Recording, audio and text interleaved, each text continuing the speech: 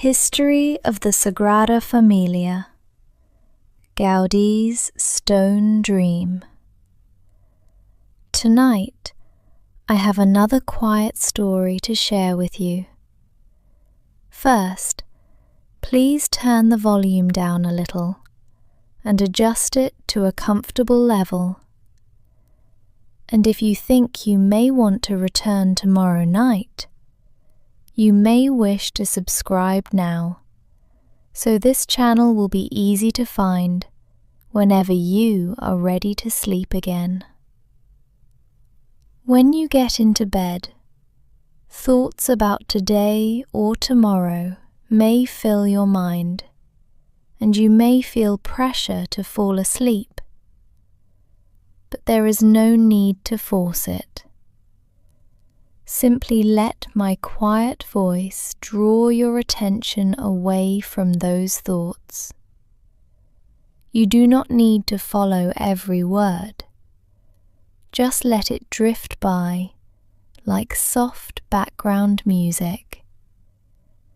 And if you fall asleep along the way, that is perfectly all right. Now, let us slowly begin tonight's story. In the heart of Barcelona, where long avenues cross in an orderly pattern, and the light of the Mediterranean sky settles over stone balconies and tiled rooftops, there rises a building that seems to belong to more than one age. It is old, and yet it is still being made. It is rooted in the traditions of medieval churches, and yet much of its form seems to anticipate architecture that had not been invented when its first stone was laid. Its towers climb above the city like a gathering of stone trees. Its facades appear crowded with leaves, animals, saints, angels, fruit, inscriptions, and scenes from the life of Christ. Inside, columns divide and branch overhead, creating the feeling of entering a forest in which stone has somehow learned to grow. This building is the Basilica y Temple Expiatori de la Sagrada Família, the Basilica and Expiatory Temple of the Holy Family. Most people simply call it the Sagrada Família. The words mean the Holy Family, Jesus, Mary, and Joseph. The church stands in Barcelona's Eixample district, beyond the oldest streets of the Gothic quarter. It is often called a cathedral, perhaps because of its enormous scale and the power of its silhouette. But it is not Barcelona's cathedral. The seat of the Archbishop remains the Cathedral of the Holy Cross and Saint Eulalia in the Old City. The Sagrada Família is a minor basilica, a working place of worship, and one of the longest and most extraordinary construction projects in modern history. Its story began not with Antoni Gaudí, but with a bookseller. His name was José María Bocabella. He was a devout Catholic and the founder of the Spiritual Association of Devotees of Saint Joseph. In the 19th century, Barcelona was changing quickly. Industry was expanding. New neighborhoods were appearing beyond the old walls. Social life, politics, work, and religious practice were all being transformed by the pressures of modern urban life. Boccabella believed that a church dedicated to the Holy Family could serve as a spiritual response to those changes. After traveling to Italy in 1872, he returned with the idea of building a temple in Barcelona. One of his inspirations was the sanctuary at Loreto, associated in Catholic tradition with the home of the Holy Family. The project was intended to be an expiatory temple. This meant that it would be financed through voluntary offerings and donations, rather than through government funding or a wealthy institution that could simply pay for the entire building at once. That decision would shape everything that followed. The church would rise only as quickly as gifts allowed. Some years would bring generous support. Other years would bring uncertainty. Economic crises, political upheaval, war, and later a global pandemic would all affect the pace of work. The building would become dependent on the patience of generations. Perhaps there is something fitting in that. A temple planned as an offering from ordinary people would not belong to a single patron, a single architect, or even a single lifetime. It would be carried forward slowly, from one set of hands to another. The first architect was Francisco de Paula del Villar. His plan followed the neo-Gothic style that was common for major religious projects in 19th century Europe. The proposed church would have pointed arches, buttresses, flying buttresses, tall windows, and a conventional bell tower. It would have looked familiar to anyone who knew the great Gothic churches of Spain and France. On March 19th, 1882, the feast of Saint Joseph, Bishop José María Urquinaona laid the cornerstone. At that moment, there were no fantastic towers above Barcelona. There was no stone forest, no monumental nativity facade, no glowing star over the Tower of Mary. There was only a site at the edge of the expanding city, a ceremony, a plan, and the beginning of a crypt below ground. Work started with that crypt, the lower space beneath the future apse. Villar directed the first phase, but disagreements developed over technical decisions and the cost of materials. In 1883, he resigned. The project needed another architect. The man chosen was still young. He had completed several projects and was beginning to attract attention, but he was not yet the almost legendary figure he would later become. His name was Antoni Gaudí. He took charge in November 1883 and was formally appointed architect-director the following year. The church that Gaudí inherited was already begun. The crypt had established certain dimensions and conditions that could not simply be ignored.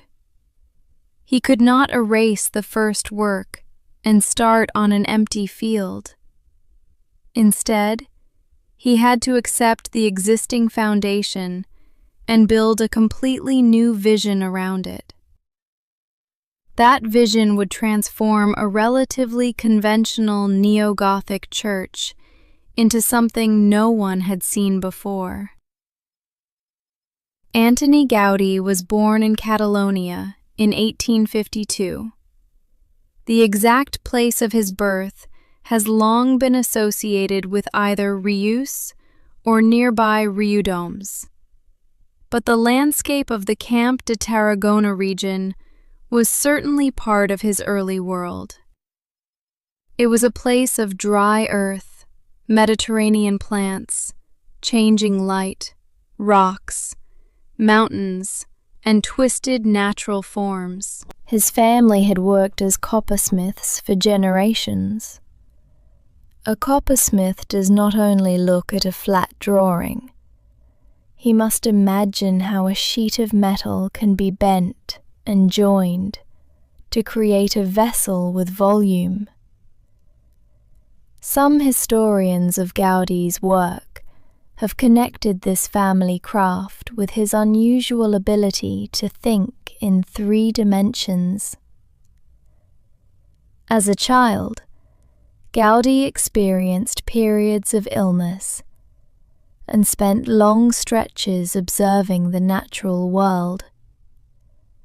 Whether he was looking at the curve of a leaf, the spiral of a shell, the branching of a tree, the structure of a bone, or the way gravity shapes a hanging chain, he came to see nature not merely as decoration, but as a teacher of structure. Nature does not usually build with perfect flat walls and exact right angles. A tree trunk is not a smooth cylinder. A branch does not meet another branch like 2 rulers joined at a precise corner. Shells twist. Mountains rise through irregular layers. Honeycombs repeat patterns that are orderly without being rigid. Bones are strong where they need to be strong, and hollow where weight can be reduced. Gaudi studied these forms and asked what architecture might learn from them. When he took over the Sagrada Família, he did not abandon the Gothic tradition entirely. He admired the ambition of Gothic cathedrals and their ability to lift the eye upward. He understood their pointed arches, ribbed vaults, and complex systems for carrying weight from a high roof down toward the ground. But he also saw what he considered weaknesses. Traditional Gothic churches often depended on flying buttresses, exterior arches that reached outward from the upper walls and transferred pressure into heavy supports. These buttresses could be beautiful, but to Gaudi, they also suggested that the main body of the church was unable to stand without external assistance. He wanted the Sagrada Família to carry its loads more directly, instead of allowing the pressure from the vaults to push sideways, and then catching that pressure with exterior buttresses. He imagined columns that would lean, divide, and branch, so that forces could travel down through the structure along more natural paths. The interior supports would behave somewhat like trees. A trunk receives the weight of many branches. Those branches divide into smaller branches, and the loads gradually gather as they move toward the earth. The strength comes not from forcing every element into a vertical and horizontal grid, but from following the direction of the forces themselves. This was both an artistic idea and an engineering idea. Gaudi's Sagrada Família would be filled with Christian symbolism, but its symbolism would not be placed only on the surface. The structure itself would express his belief that nature reflected divine order. Geometry, light, weight, sound, sculpture, and color would all belong to one system. He did not arrive at the final design all at once. Over more than 40 years, the project changed repeatedly. Early versions remained closer to neo-Gothic architecture. Later versions became more radical. Cylindrical columns became twisting columns. Familiar vaults gave way to surfaces based on hyperboloids. Straightforward towers became complex rising forms filled with openings, inscriptions, symbols, and colored pinnacles. The Sagrada Familia was not a fixed drawing being copied at enormous scale. It was an evolving investigation. Gaudí made drawings, but he also relied heavily on physical models. He worked with plaster because plaster could be shaped, cut, broken apart, corrected, and rebuilt. Large models allowed him and his assistants to understand spaces that were difficult to represent on paper. For some structural studies, he used hanging chains or cords weighted with small bags. When a chain hangs freely between 2 points, gravity pulls it into a catenary curve. The chain is in tension. If that curve is turned upside down, it becomes an arch whose forces travel through compression. By suspending networks of cords and weights, Gaudí could create a model of complex arches and columns. He could photograph the hanging model and turn the image upside down. What appeared as a web hanging toward the floor became a structure rising upward. The method was ancient in principle, because builders had long understood the strength of arches. Yet Gaudí used it with unusual freedom and complexity. He allowed gravity itself to help reveal efficient structural forms. Imagine a quiet workshop filled with cords, small weights, sketches, fragments of plaster, measuring tools, and unfinished models. A visitor might not immediately understand what was being made. Some shapes would hang downward. Others would look like pieces of strange plants or bones. But in Gaudí's mind, the future church was slowly becoming visible. He did not need to force every solution through abstract calculation alone. He could watch the model respond. If the distribution of weight changed, the cords adjusted. The form found a new balance. This way of working may feel surprisingly modern. Today, architects use digital simulations to test how structures behave. Gaudí used gravity, strings, mirrors, photographs, drawings, and models. His tools belong to the 19th and early 20th centuries, but the questions he asked were questions that engineers still ask. Where does the force go? How can material be used efficiently? How can structure and form become one thing? Its original project had been conceived in a recognizable Gothic language. Gaudí gradually turned it into what he described as a church for the future. Its basic ground plan retained the shape of a Latin cross. A long nave would be crossed by a transept. An apse would curve around the altar.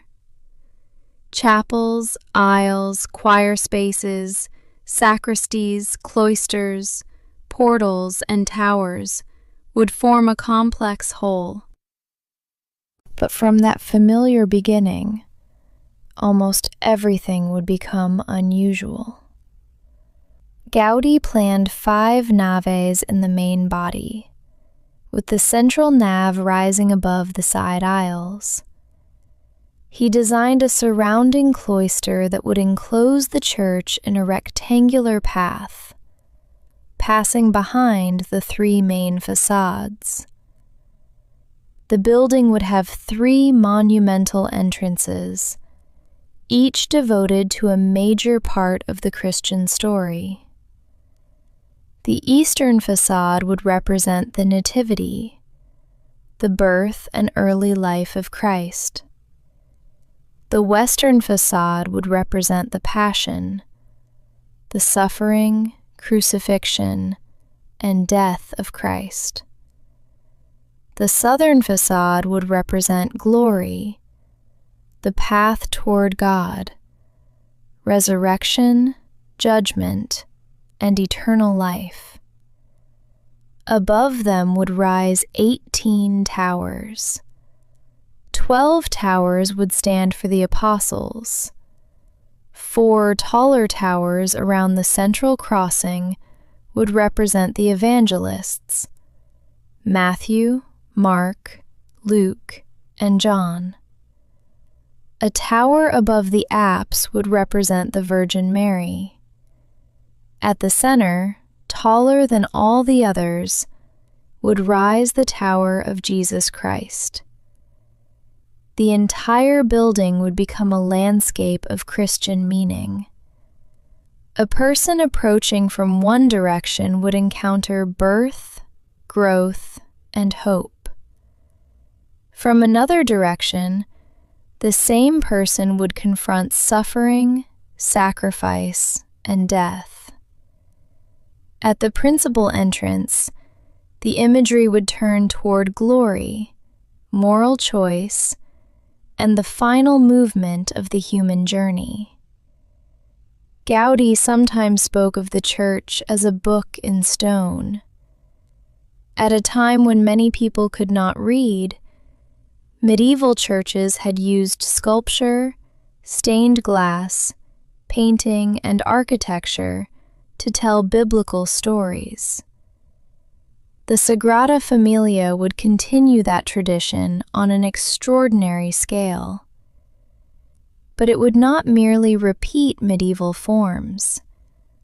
The stories would be woven together with plants, animals, constellations, numbers, geometric patterns, words, music, and light. A turtle might carry a column. A chameleon might suggest change. Fruit might symbolize abundance. Wheat and grapes might point toward the Eucharist. Stars might appear in stone ceilings. Towers might be crowned with mosaics that catch the sun. Nothing would be entirely separate. A structural element could also carry symbolic meaning. A decorative form could help direct water away from stone. An opening could reduce weight, admit light, and create a pattern associated with nature. The practical and the spiritual could occupy the same place. This unity is one reason the Sagrada Familia can be difficult to describe. It is not simply a Gothic church, although it contains Gothic ideas. It belongs to Catalan Modernisme, the artistic movement related to Art Nouveau. yet it stretches far beyond the flowing decorative surfaces often associated with that style. It is a work of engineering, sculpture, architecture, religious storytelling, craft, and urban imagination. Some people see it and feel immediate wonder. Others have found it excessive, strange, confusing, or even ugly. Its appearance has been compared to a mountain, a cave, a forest, a sandcastle, wax melting down a candle, coral rising from the sea, and a vision from another world. The very fact that so many comparisons are needed suggests how difficult it is to place the building within an ordinary category. Gaudí did not seem troubled by the possibility that people might need time to understand it. He knew the church would take longer than his own life. He knew later architects and artisans would have to interpret what he left behind. When asked about the slow pace, he is said to have replied that his client was not in a hurry. The client he had in mind was God. Whether he spoke those exact words in precisely that form is less important than the attitude they express. Gaudí understood the project as something measured in generations, rather than deadlines. Medieval cathedrals had often taken centuries. The first master builder might design foundations that later builders would never see. A mason could spend a working life carving stones for a building whose final tower would belong to descendants not yet born. At the Sagrada Família, this old pattern returned in an industrial and modern city. Stonecutters, sculptors, carpenters, engineers, architects, donors, priests, model makers, metal workers, ceramicists, glass artists, crane operators, and countless other workers would add their part. Some would see only foundations. Some would see a facade emerge. Some would watch the nave finally close overhead. Some would stand beneath towers that had existed only as broken plaster fragments when they began their careers. The church would preserve the trace of all of them. Construction proceeded first in the crypt and the apse. The Chapel of St. Joseph in the crypt was inaugurated in 1885, and the first masses were celebrated there. The building was still little more than an underground beginning, but it had already started to serve its religious purpose. In 1891, work began on the Nativity facade. Gaudí chose this facade carefully. It faced the morning light and told the story of birth. He knew that he would never finish the whole church, so he wanted to leave one major part sufficiently advanced to demonstrate the language of the complete design. The Nativity facade would become his great lesson in stone.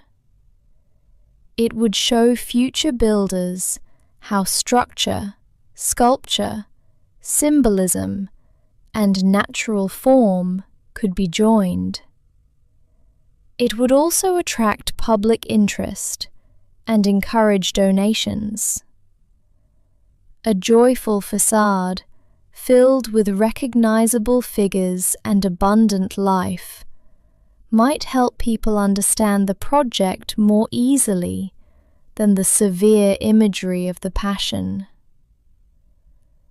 The facade was divided into 3 portals dedicated to the Christian virtues of hope, faith, and charity. The central and largest portal, Charity, focused on the birth of Jesus. Around it, the stone surface became dense with figures and living forms.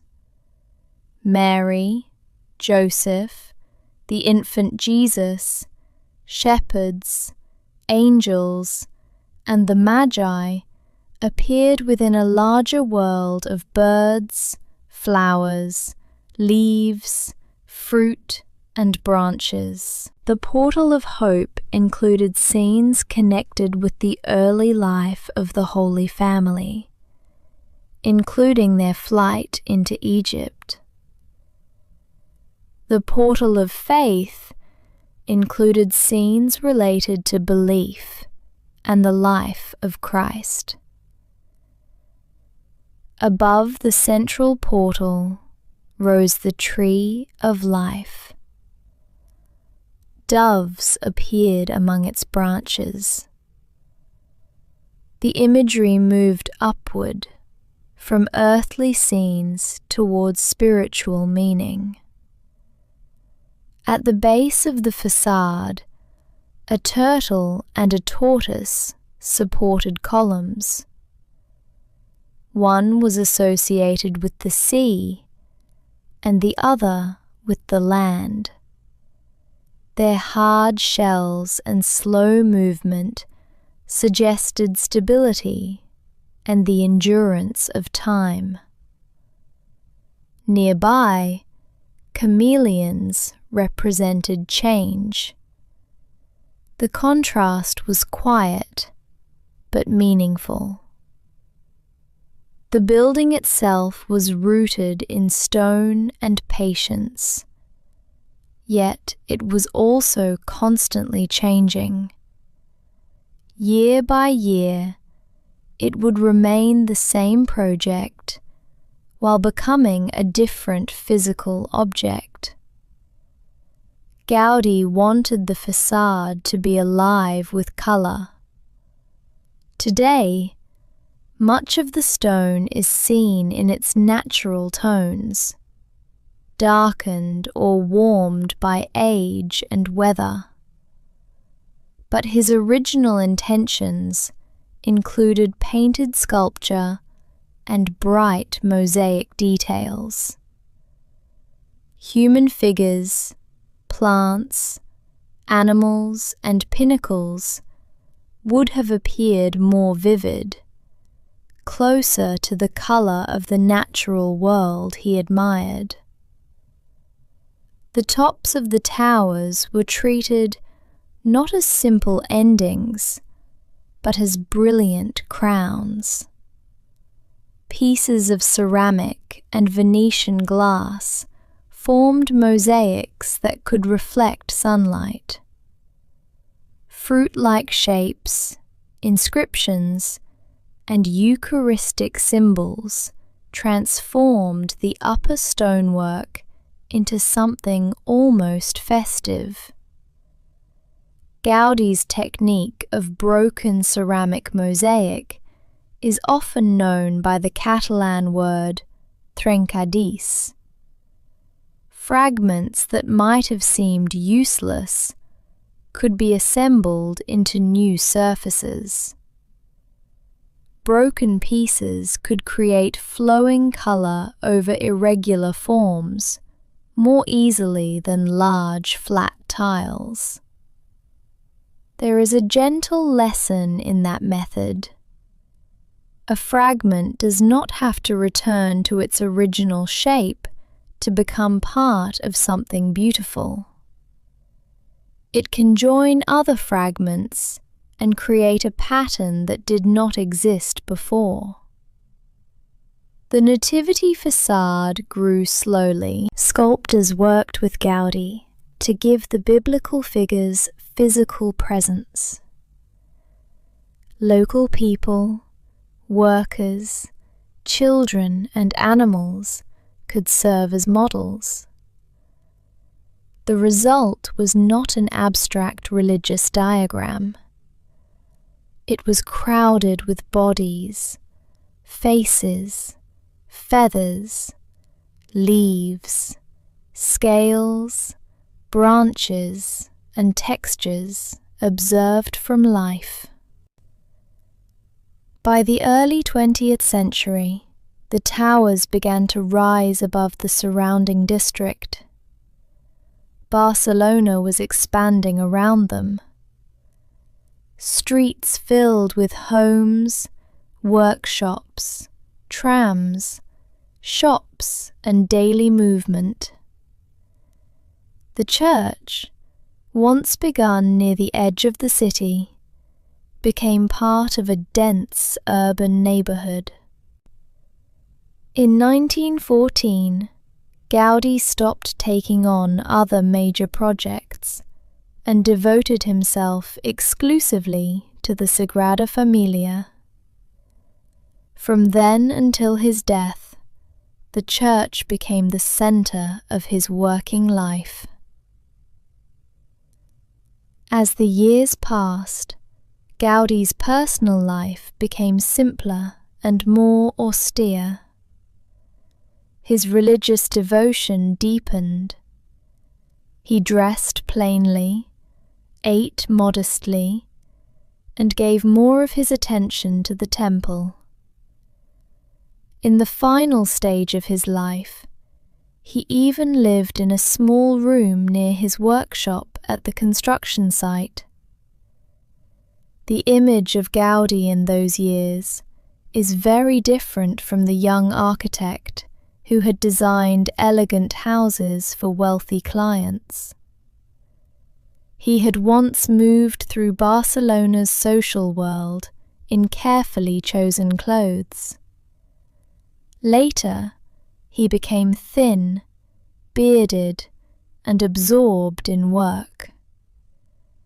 People who did not know him could easily mistake him for an ordinary laborer or a poor elderly man. Each day, the unfinished church surrounded him.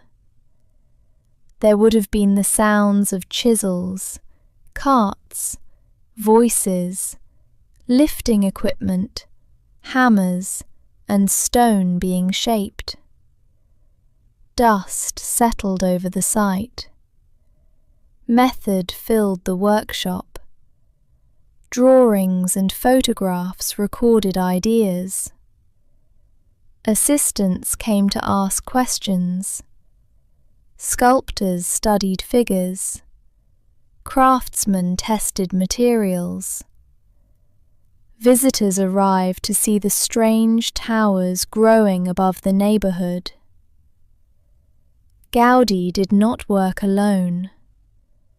The Sagrada Família was always a collaborative undertaking. Even though his vision guided it, he depended on architects, sculptors, model makers, engineers, builders, and artisans. Among the people who worked closely with him were Lorenz Matamala, who helped shape the sculptural program, and younger architects who would later carry the project onward. He also understood that a long construction project creates a community around itself. In 1909, during a period of social unrest in Barcelona, Gaudi designed a small school near the church for the children of construction workers and for children from the surrounding neighborhood. The building was modest compared with the basilica, but it revealed the same experimental mind. Its walls and roof used gentle curves rather than heavy, rigid forms. The undulating brick surfaces provided strength with relatively little material. The school showed that Gaudi's geometry was not reserved only for monumental towers. It could serve an ordinary human need, a place for children to learn. The school building was later moved within the site, but it remains a small and important part of the story. Beside the great temple, with its immense religious and architectural ambitions, stood a building scaled to children. Perhaps Gaudi saw no contradiction between the two. A church dedicated to the Holy Family could not be separated from families living and working around it. During these years, he continued refining the interior. He wanted a person entering the nave to feel surrounded not by the weight of stone walls, but by a living order. The columns would rise like trunks. As they climbed, they would divide into branches. Those branches would support the vaults overhead, distributing weight in several directions. The columns were not all identical. Their dimensions and materials changed according to the loads they had to carry. The strongest central supports bore the greatest weight, including forces associated with the enormous towers above the crossing. Other columns carried the vaults of the nave, the side aisles, or the choir. Gaudi used different stones to express these structural differences. Harder materials appeared where greater strength was required. The variation in color and texture also enriched the interior. Structure became visible rather than hidden. The columns were shaped through intersecting and rotating geometric forms. Their surfaces changed as they rose. A base might begin with a polygon, then transform through twisting profiles into a form with more sides, becoming increasingly circular higher above. The effect is subtle when seen from the floor. The columns seem to turn and grow. They do not look like pieces assembled from a standard catalogue. They appear to possess an internal movement. Above them, the ceiling opens into star-like patterns. Hyperboloid forms create vaults and skylights that admit light while reducing unnecessary mass. Paraboloids, helicoids, and other ruled surfaces help define the architecture. A ruled surface can appear complex and curved, yet it can be generated by the movement of a straight line. Gaudi appreciated this combination of geometric precision and organic appearance. It allowed builders to create forms that seemed to belong to nature, while still following clear mathematical rules. A hyperboloid, for example, can resemble the narrowing and widening shape of a cooling tower, or the form made when straight lines rotate between two circles. It can be both strong and open. In the Sagrada Familia, hyperboloid shapes allow light to pass through the vaults and contribute to the impression of leaves and stars overhead. Gaudi's geometry was not an attempt to imitate a forest literally. The columns are not copies of specific trees. Instead, he studied the principles by which trees carry weight, divide, reach toward light, and create a canopy. The interior therefore feels familiar and unfamiliar at the same time. You may recognize the sensation of standing beneath tall branches, even though everything around you is stone, concrete, glass, and carefully calculated geometry. The central nave rises high above the floor.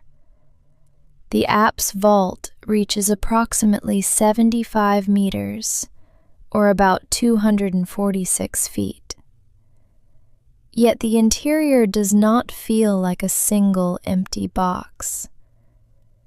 The branching supports break the immense scale into a rhythm that the eye can follow. One column leads to another, one branch meets the next. Light gathers between them. Gaudí wanted people to look upward, but not only because the ceiling was high. He wanted the structure to guide the gaze gradually, as a forest canopy might lead the eye from trunk to branch to leaves to sky. Light was one of the essential materials of the Sagrada Familia. Stone could carry weight.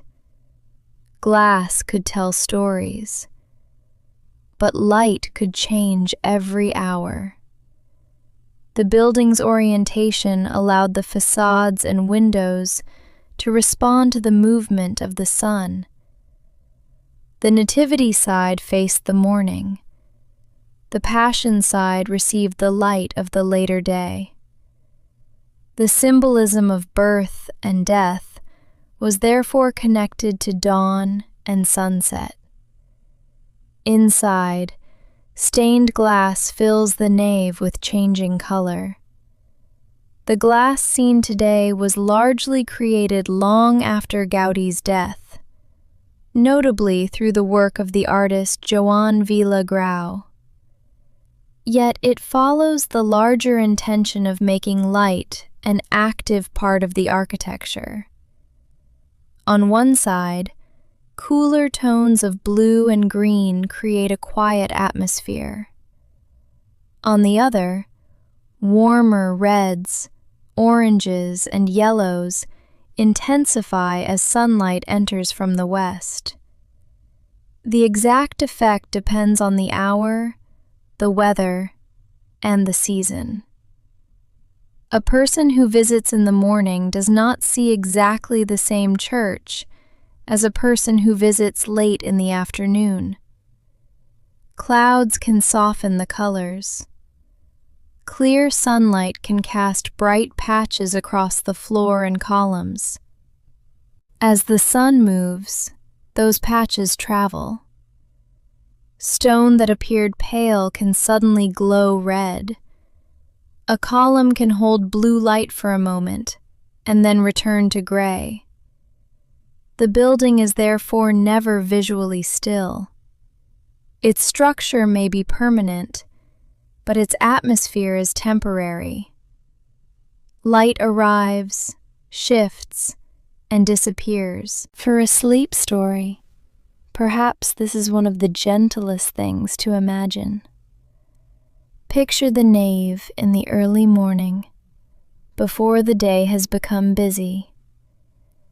The tall columns stand in silence. A small amount of light enters through the eastern glass. blue and green begin to appear. The colors touch the stone without weight. They do not need to remain. They simply pass across the surface. Later, the interior brightens. Visitors lift their heads. Some try to understand the geometry. Others stop trying to analyze it and allow the colors to surround them.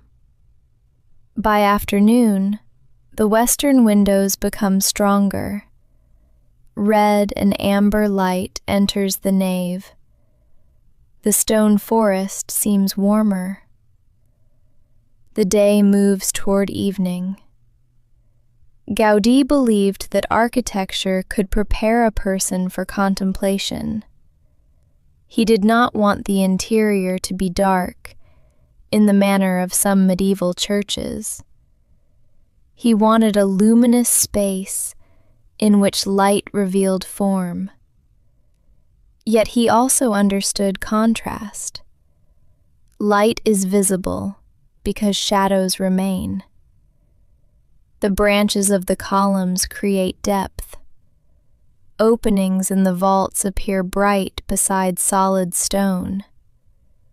Sculpture outside becomes legible as sunlight moves across its surface, and deep shadows gather beneath projecting forms.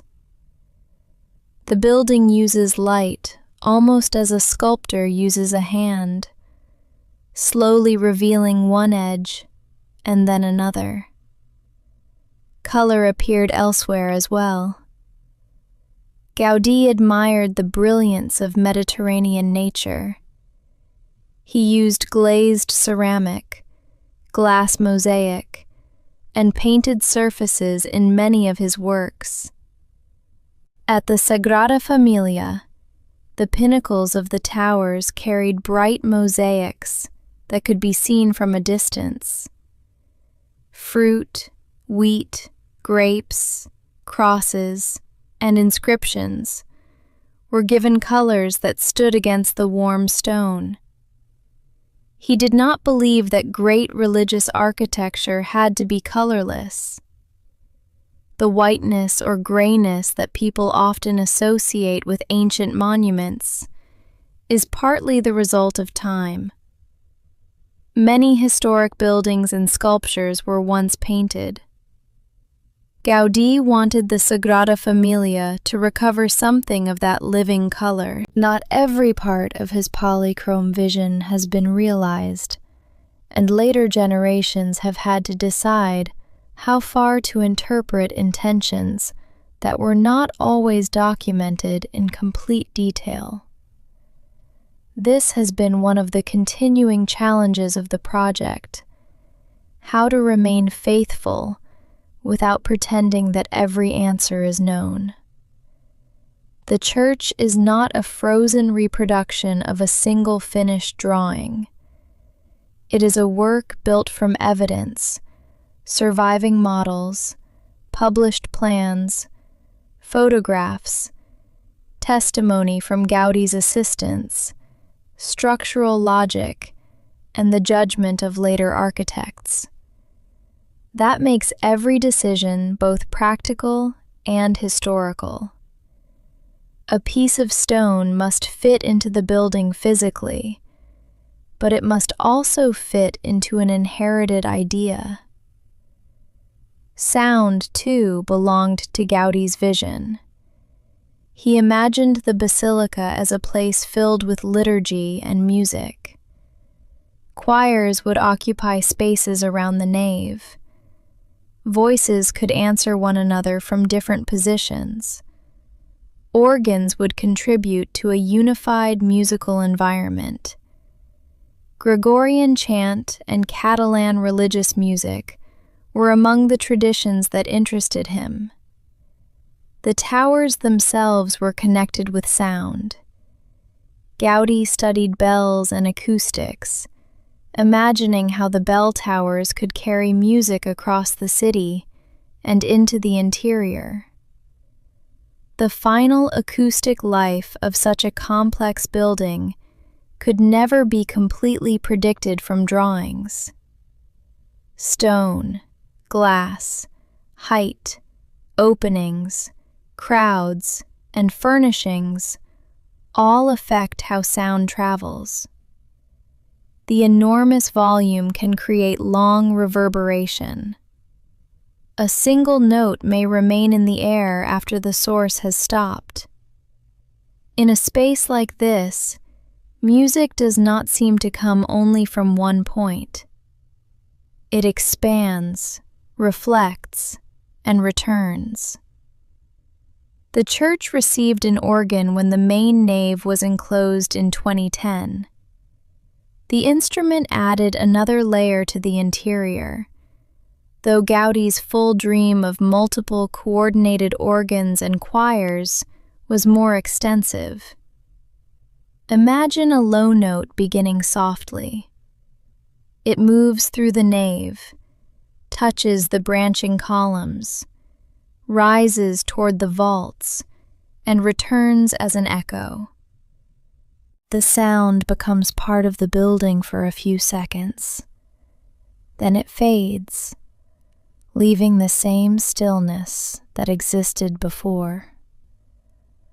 Gaudi's design united these sensory experiences. The eye encountered color and height. The ear encountered resonance.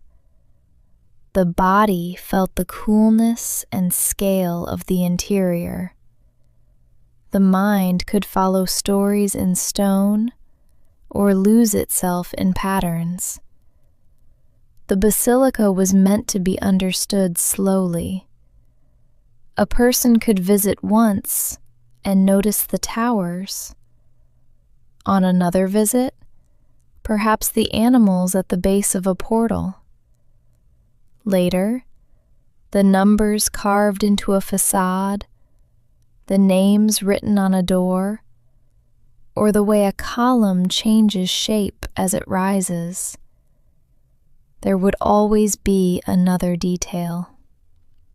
This abundance can be overwhelming, but it can also make the church suitable for quiet attention. No one has to understand everything. The building does not ask to be completed in the mind all at once.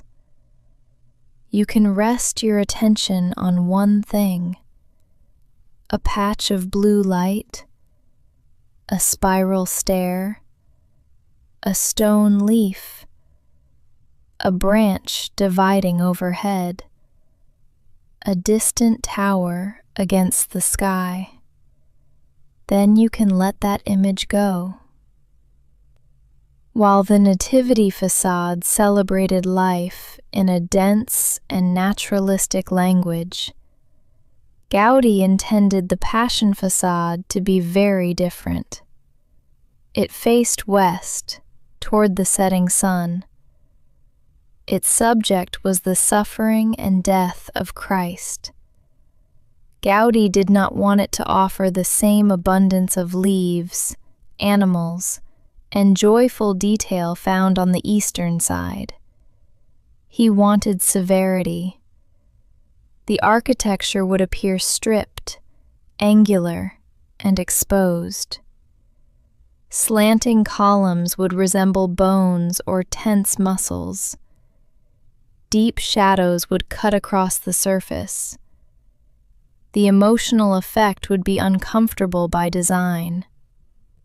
Gaudi prepared the principal design for the Passion facade in 1917. He knew that beginning with such a harsh facade might have discouraged donors, which was another reason he had chosen the Nativity side first. But he left a strong conceptual direction for the western entrance. Construction of its foundations began in 1954, decades after his death. The 4 bell towers were completed in 1976. In 1986, the Catalan sculptor Josep Maria Subirachs, was commissioned to create the sculptural groups. Subirachs did not attempt to imitate the soft naturalism of the Nativity facade. His figures were sharp, geometric, and reduced. Faces became planes. Bodies appeared rigid or wounded. The scenes moved across the facade in a sequence related to the final days of Christ: the Last Supper, the kiss of Judas, the trial, the carrying of the cross, the crucifixion, burial, and resurrection. The contrast between Subirachs' modern sculpture and Gaudi's older facade caused controversy.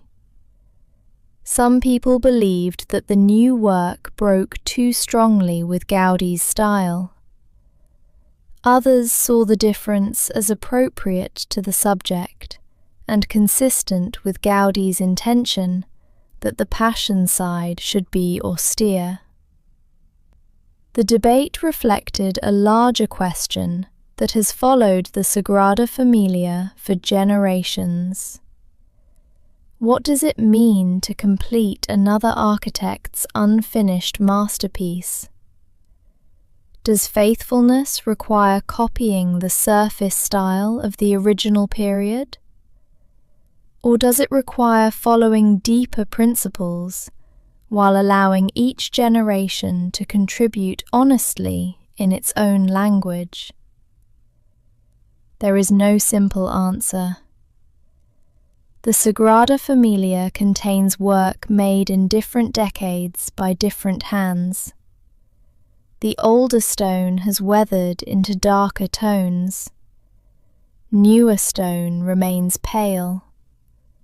Sculptural styles vary.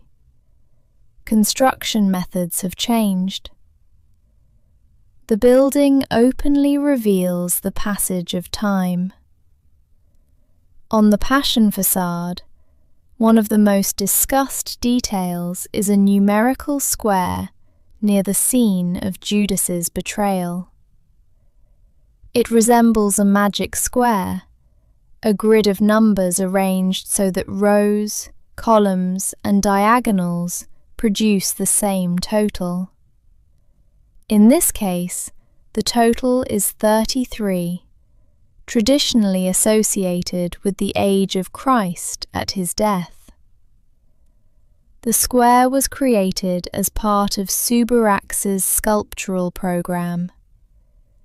It is not a puzzle placed there simply for amusement. It connects mathematics with the story told in stone. Nearby, inscriptions, symbols, and severe figures invite the viewer to move slowly through the narrative. There is even a representation of Gaudi among the people shown on the facade, linking the architect to the drama he had designed but never lived to see built. The western light deepens the effect. As the sun lowers, shadows lengthen beneath the projecting sculptures.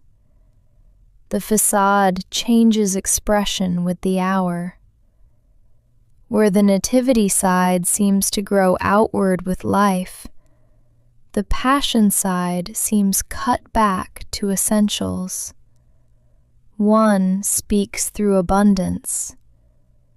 The other speaks through absence. Together, they reveal Gaudi's willingness to let different parts of the same building carry very different emotions.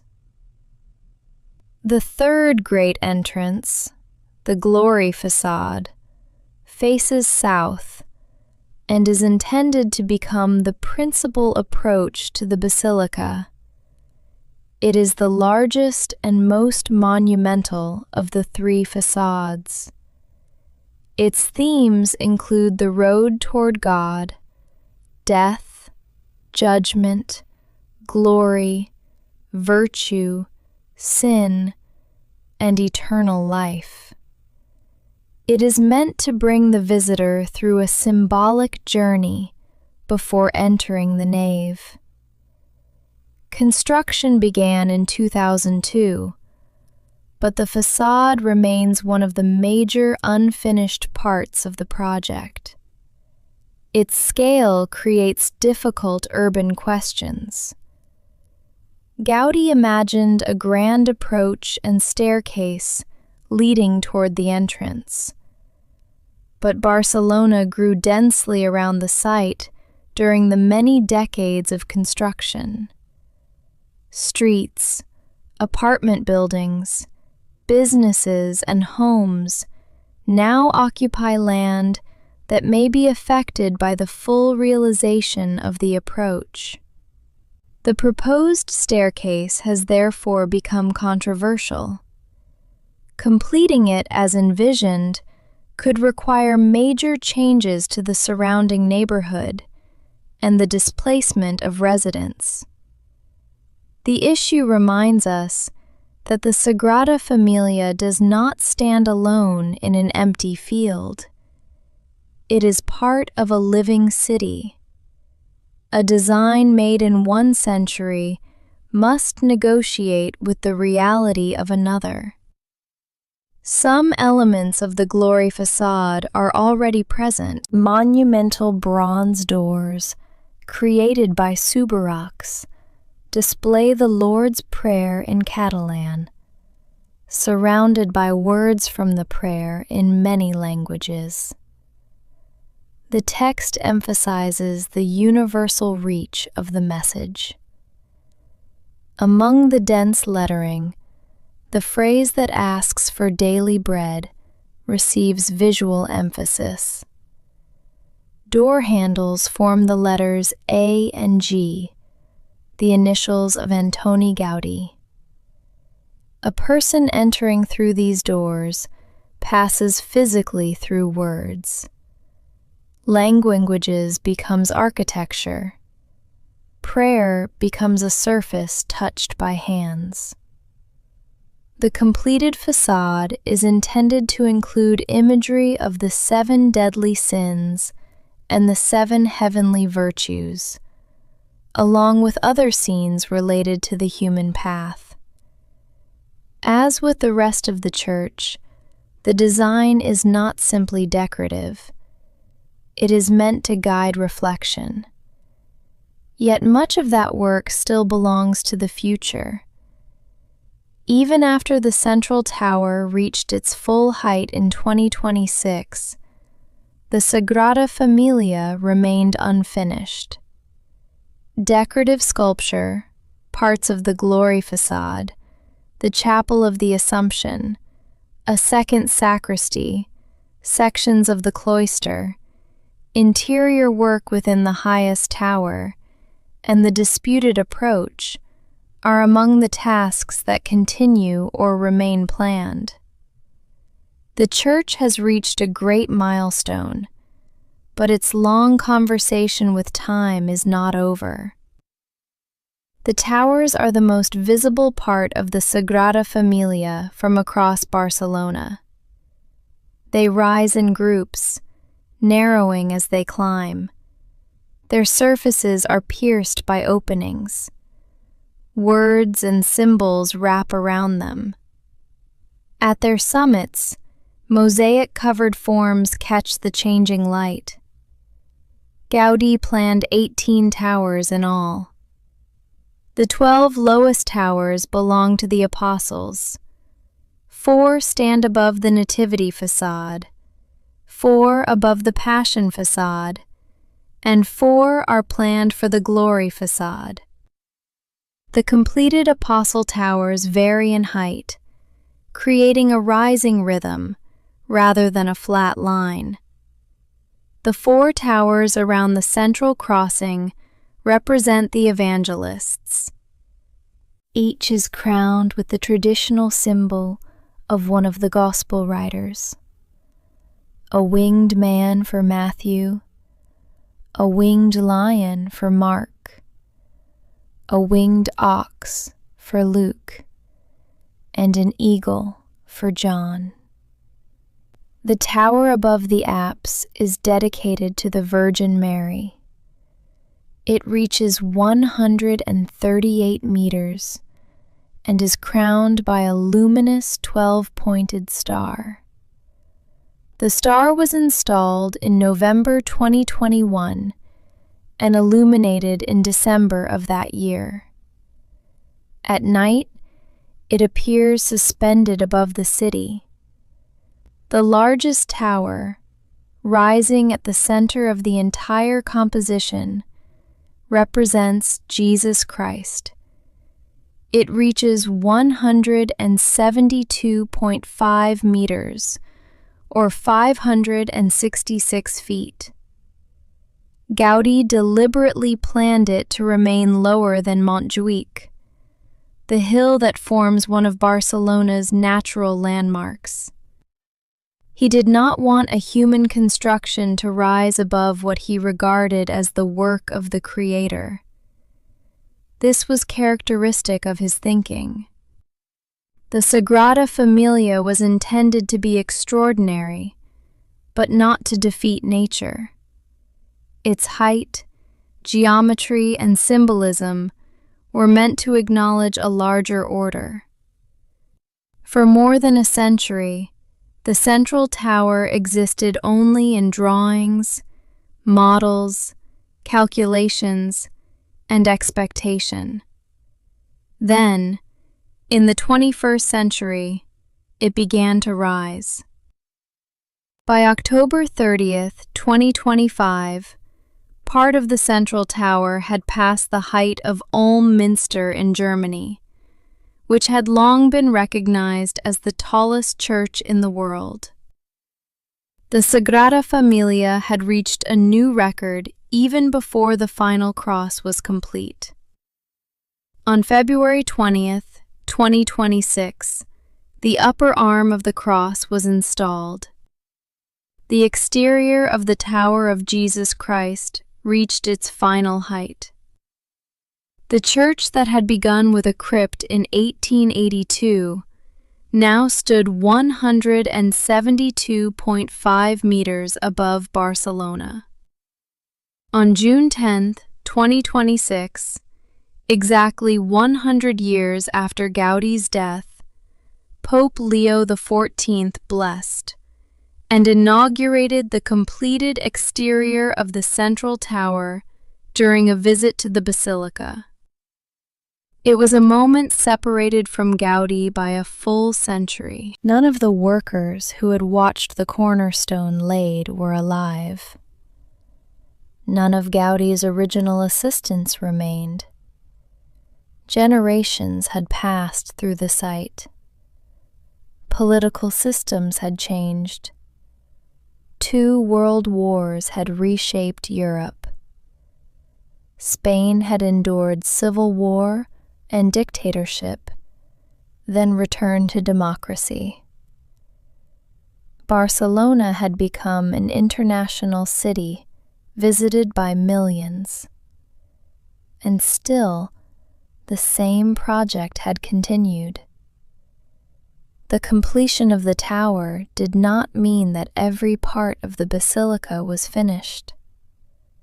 The interior of the tower and other architectural and decorative work remained. The glory facade and its surroundings still required years of effort. Current expectations have placed the conclusion of major remaining work in the 2030s, though the history of the Sagrada Familia teaches caution about every deadline. But the central tower changed the skyline and completed the principal vertical hierarchy Gaudi had imagined. From the Apostle Towers, the eye rises to the evangelists, then to Mary, and finally to Christ at the center. The arrangement is not accidental. High becomes a symbolic order. Even the tower tops carry meaning.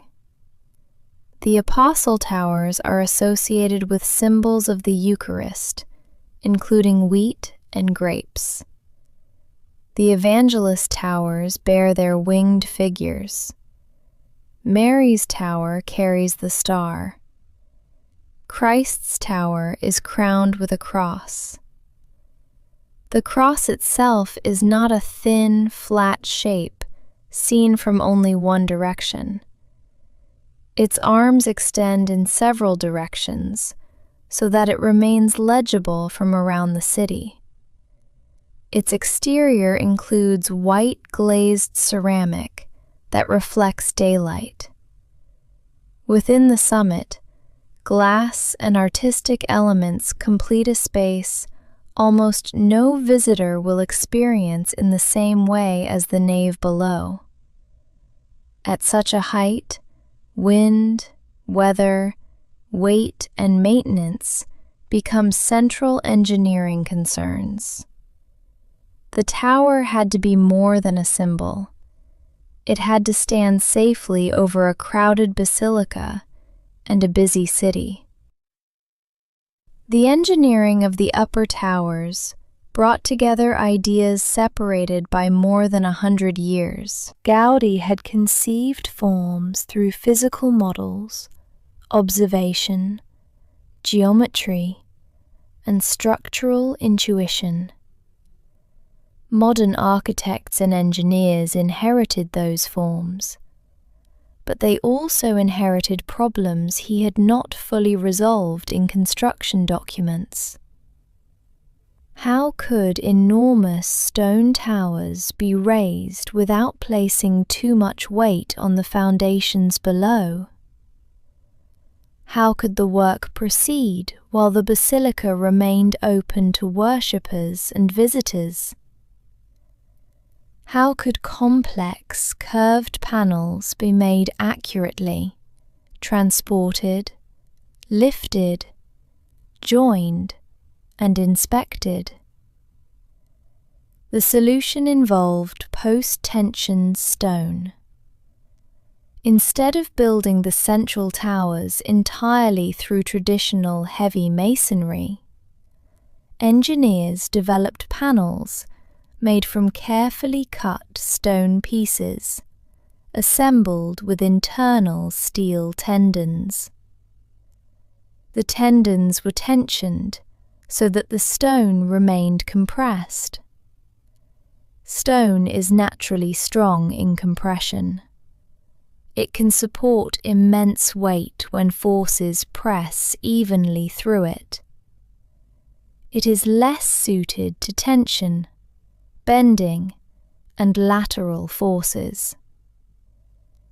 By compressing the assembled panels, engineers helped the stone resist wind and other pressures, while reducing the need for a massive concrete core covered only with decorative cladding.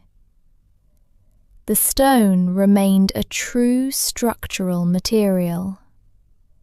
Panels could be assembled away from the highest part of the site under controlled conditions. Their pieces could be shaped with computer-guided machinery. Steel tendons, reinforcement, windows, and other components could be integrated before the panels were transported to Barcelona and lifted by crane. This process reduced weight and accelerated construction.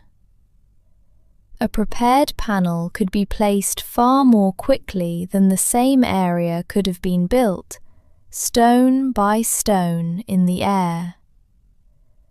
Yet, the method still respected the visible language of the older building. The towers did not become smooth, modern concrete shafts, disguised by a thin skin. Their stone surfaces, openings, geometric transitions, and joints belonged to Gaudi's system.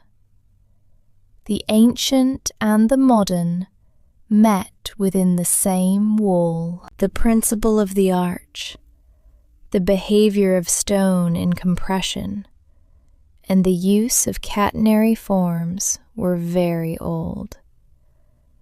Computer-aided design, numerical simulation, precise digital measurement, computer-controlled milling, high-strength steel, modern cranes, drones, and advanced monitoring belonged to a different era. The Sagrada Familia required both. Digital models allowed architects to study surviving plaster fragments and reconstruct larger forms. Three-dimensional scanning could record irregular pieces. Computer models could test how geometry would fit together. CNC machinery could cut stone with a precision and speed impossible in Gaudi's workshop. But technology did not eliminate craft.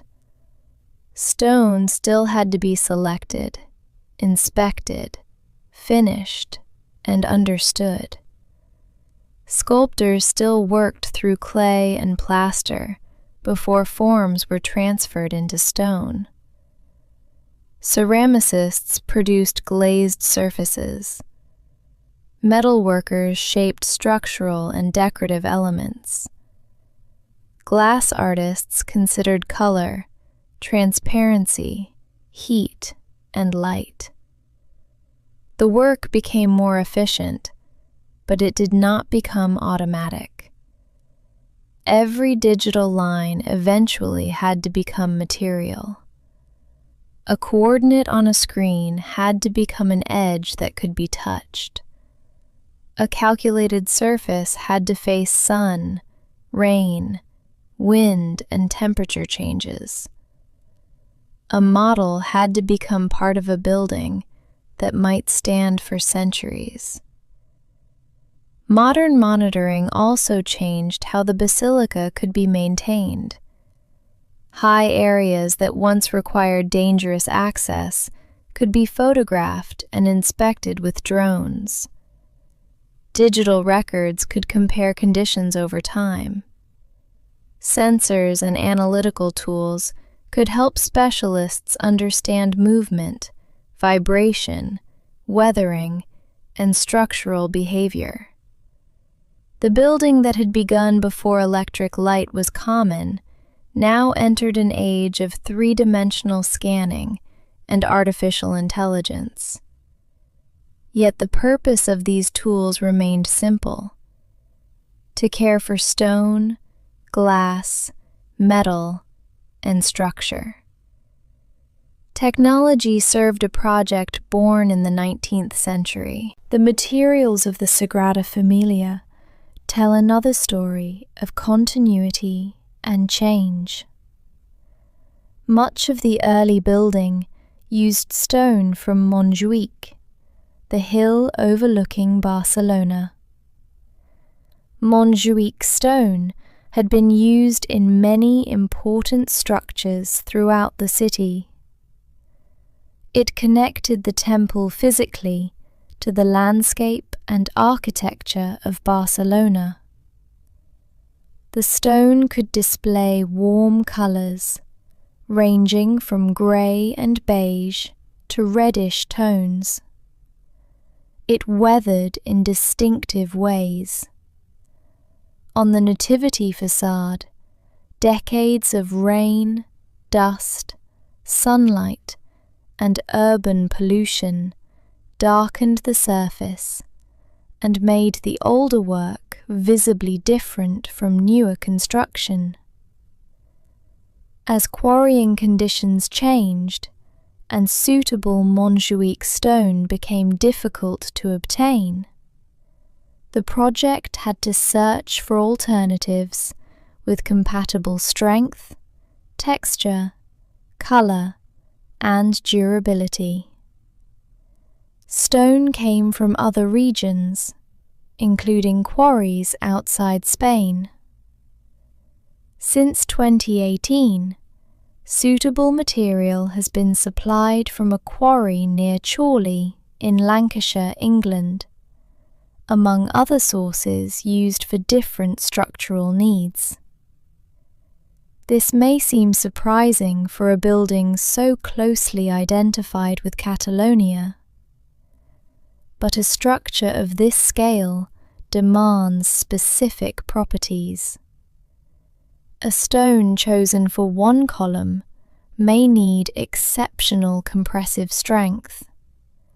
Another used for sculpture must allow fine carving. Exterior stone must withstand weather. Different positions create different requirements. Gaudi himself used material variation according to structural need. In the nave, the most heavily loaded columns include extremely strong stones, such as porphyry. Other columns use basalt or granite. The colours shift from deep reddish or dark tones to lighter grey. The building therefore reveals its forces through material. The strongest columns do not merely look different for decoration. Their appearance reflects the work they are doing. Reinforced concrete also plays a role, even though the church is often imagined as a pure stone monument. Gaudi recognized that some slender supports could not be made efficiently from solid stone alone. He incorporated reinforced concrete into important structural solutions, and later, builders continued to use advanced concrete where necessary. Brick, ceramic, glass, steel, bronze, wood, and other materials join the stone. The result is not a single substance, but an organized community of materials. Each has a task. Stone receives compression. Steel receives tension. Glass admits and colors light. Ceramic protects surfaces and adds brilliance. Bronze creates doors and inscriptions. Concrete provides strength where form and load demand it. This cooperation resembles the human organization of the project, and single craft could build the Sagrada Família. No single material could do everything. The beauty comes partly from differences being allowed to remain visible.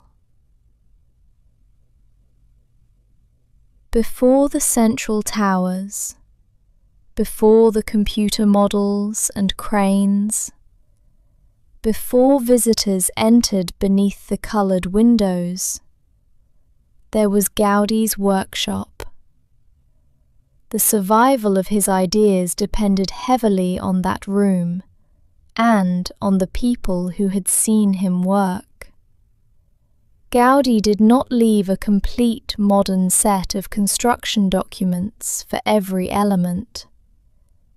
He preferred large physical models, sometimes built at scales of 1:10 or 1:25. A model at 1:10 could be large enough for a person to study from within its openings. He believed that once the main geometric system was understood, later builders could continue the project. He concentrated on completing the Nativity facade and one of its towers as a full-scale example.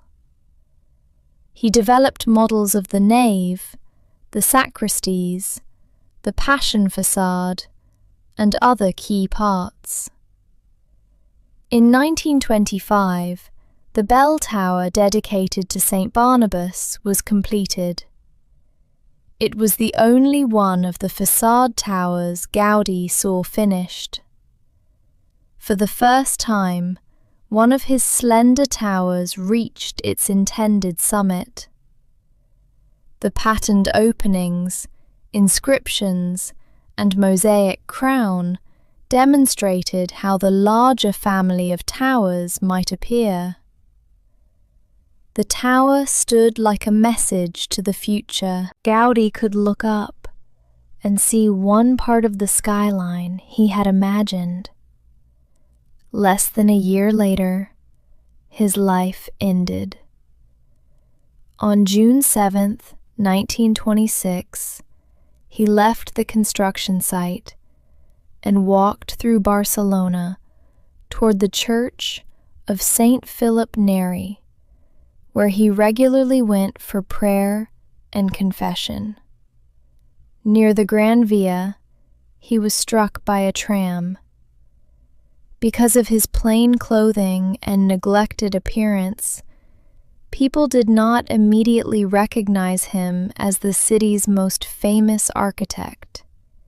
He carried no identification.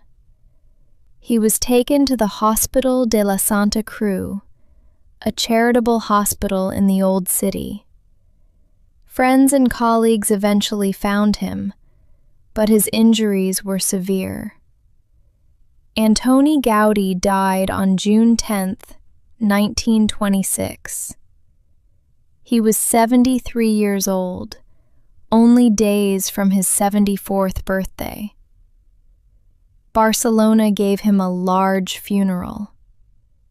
Crowds followed as the procession moved through the streets toward the Sagrada Família.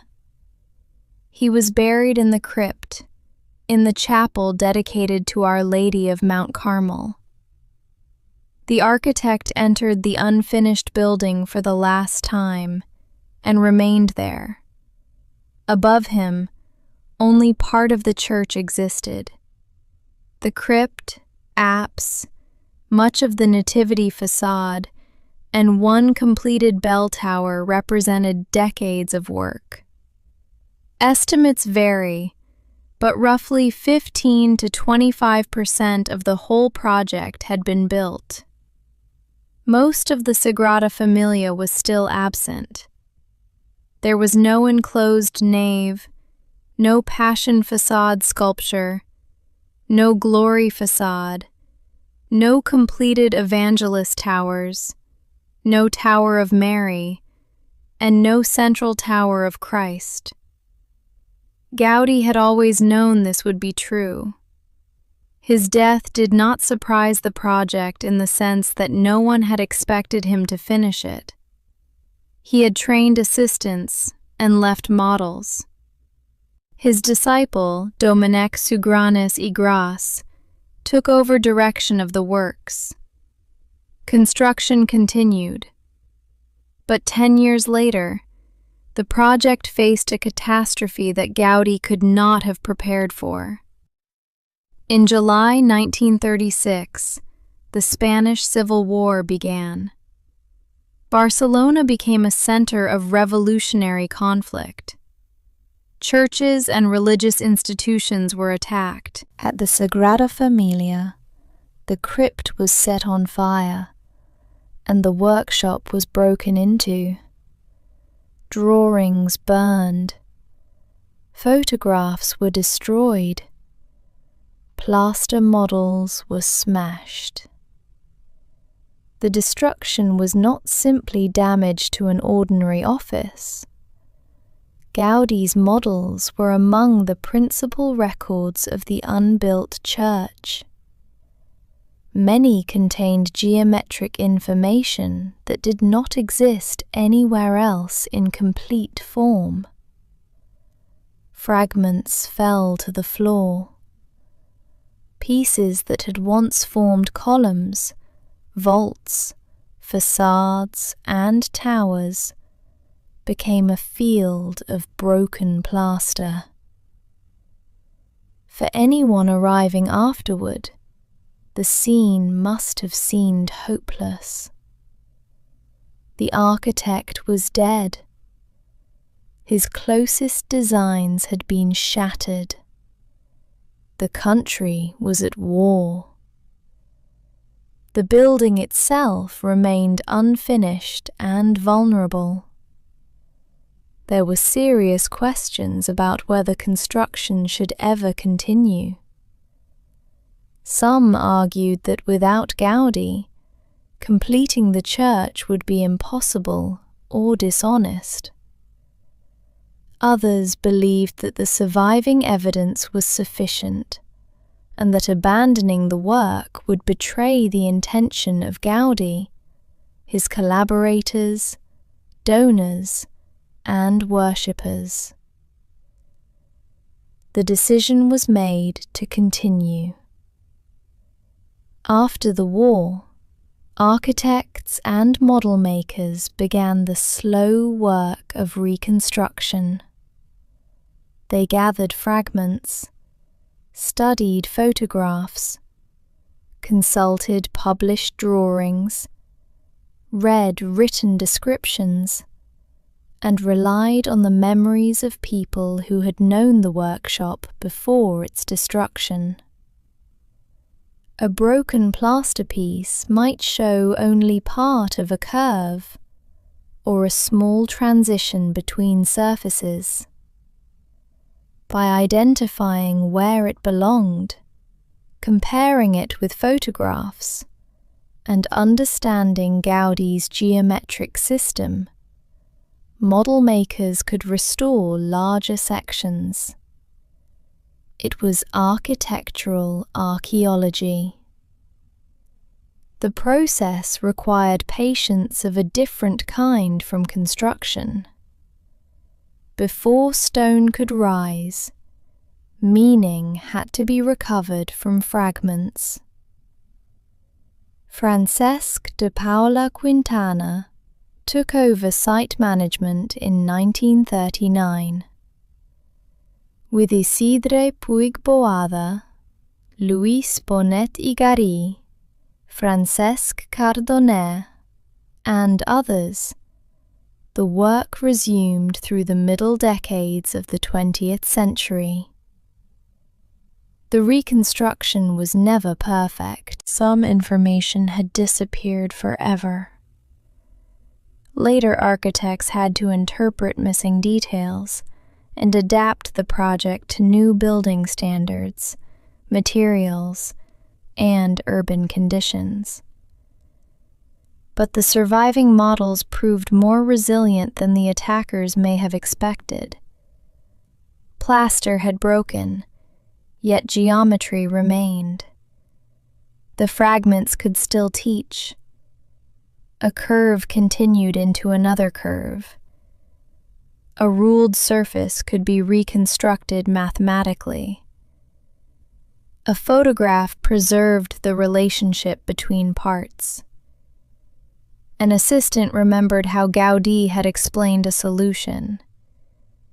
The future church emerged again, not from a single intact plan, but from many pieces of evidence brought together. This history makes the Sagrada Familia's use of trencadís seem almost symbolic on a larger scale. In the mosaic technique, broken ceramic fragments are assembled into a new surface. After 1936, the project itself had to be assembled from broken fragments. The restored design was not untouched by destruction. It carried the memory of loss within it. The years after the Civil War were difficult, and progress was slow. Spain was economically isolated and recovering from devastation. The the Sagrada Familia still depended on donations. Materials, labor, and equipment were limited. Yet work continued in small and visible steps. In 1952, the staircase of the Nativity facade was completed, and the facade was illuminated for the first time. Imagine the old stone, already darkened by decades, appearing at night beneath electric light. The sculptures that had been shaped under Gaudi's direction were suddenly visible after sunset. Shadows gathered around animals, leaves, angels, and saints. The facade began a second life as part of Barcelona's nighttime skyline.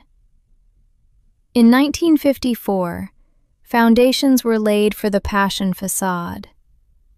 This was an important choice. The project would not remain limited to the area Gaudi had personally supervised. The post-war architects were committing themselves to the larger design. In 1955, a public collection was organized to raise money. The tradition of popular support continued. The temple still advanced through many contributions, rather than one unlimited source of funding. In 1958, on the Feast of Saint Joseph, a sculptural group of the Holy Family by Jaume Busquets was placed on the Nativity facade. New artists were entering into conversation with Gaudi's older work. A museum opened in 1961 to explain the historical, technical, artistic, and symbolic aspects of the building. This, too, was part of construction. The project needed not only stone and money, but public understanding. People had to see that the long, unfinished state was not simply failure. It was the condition of an enormous work being carried across generations. The Passion bell towers were completed in 1976. Their narrow forms joined the older Nativity towers and made the basilica more recognizable from distant parts of the city. Work began on the side nave facades in 1978. Leadership passed from one architect to another.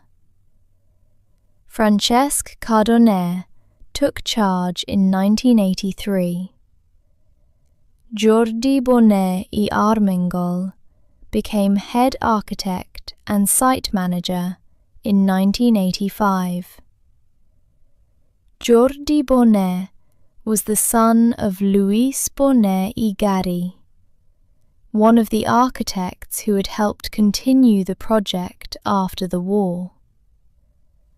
The connection between father and son was another example of the generational nature of the work.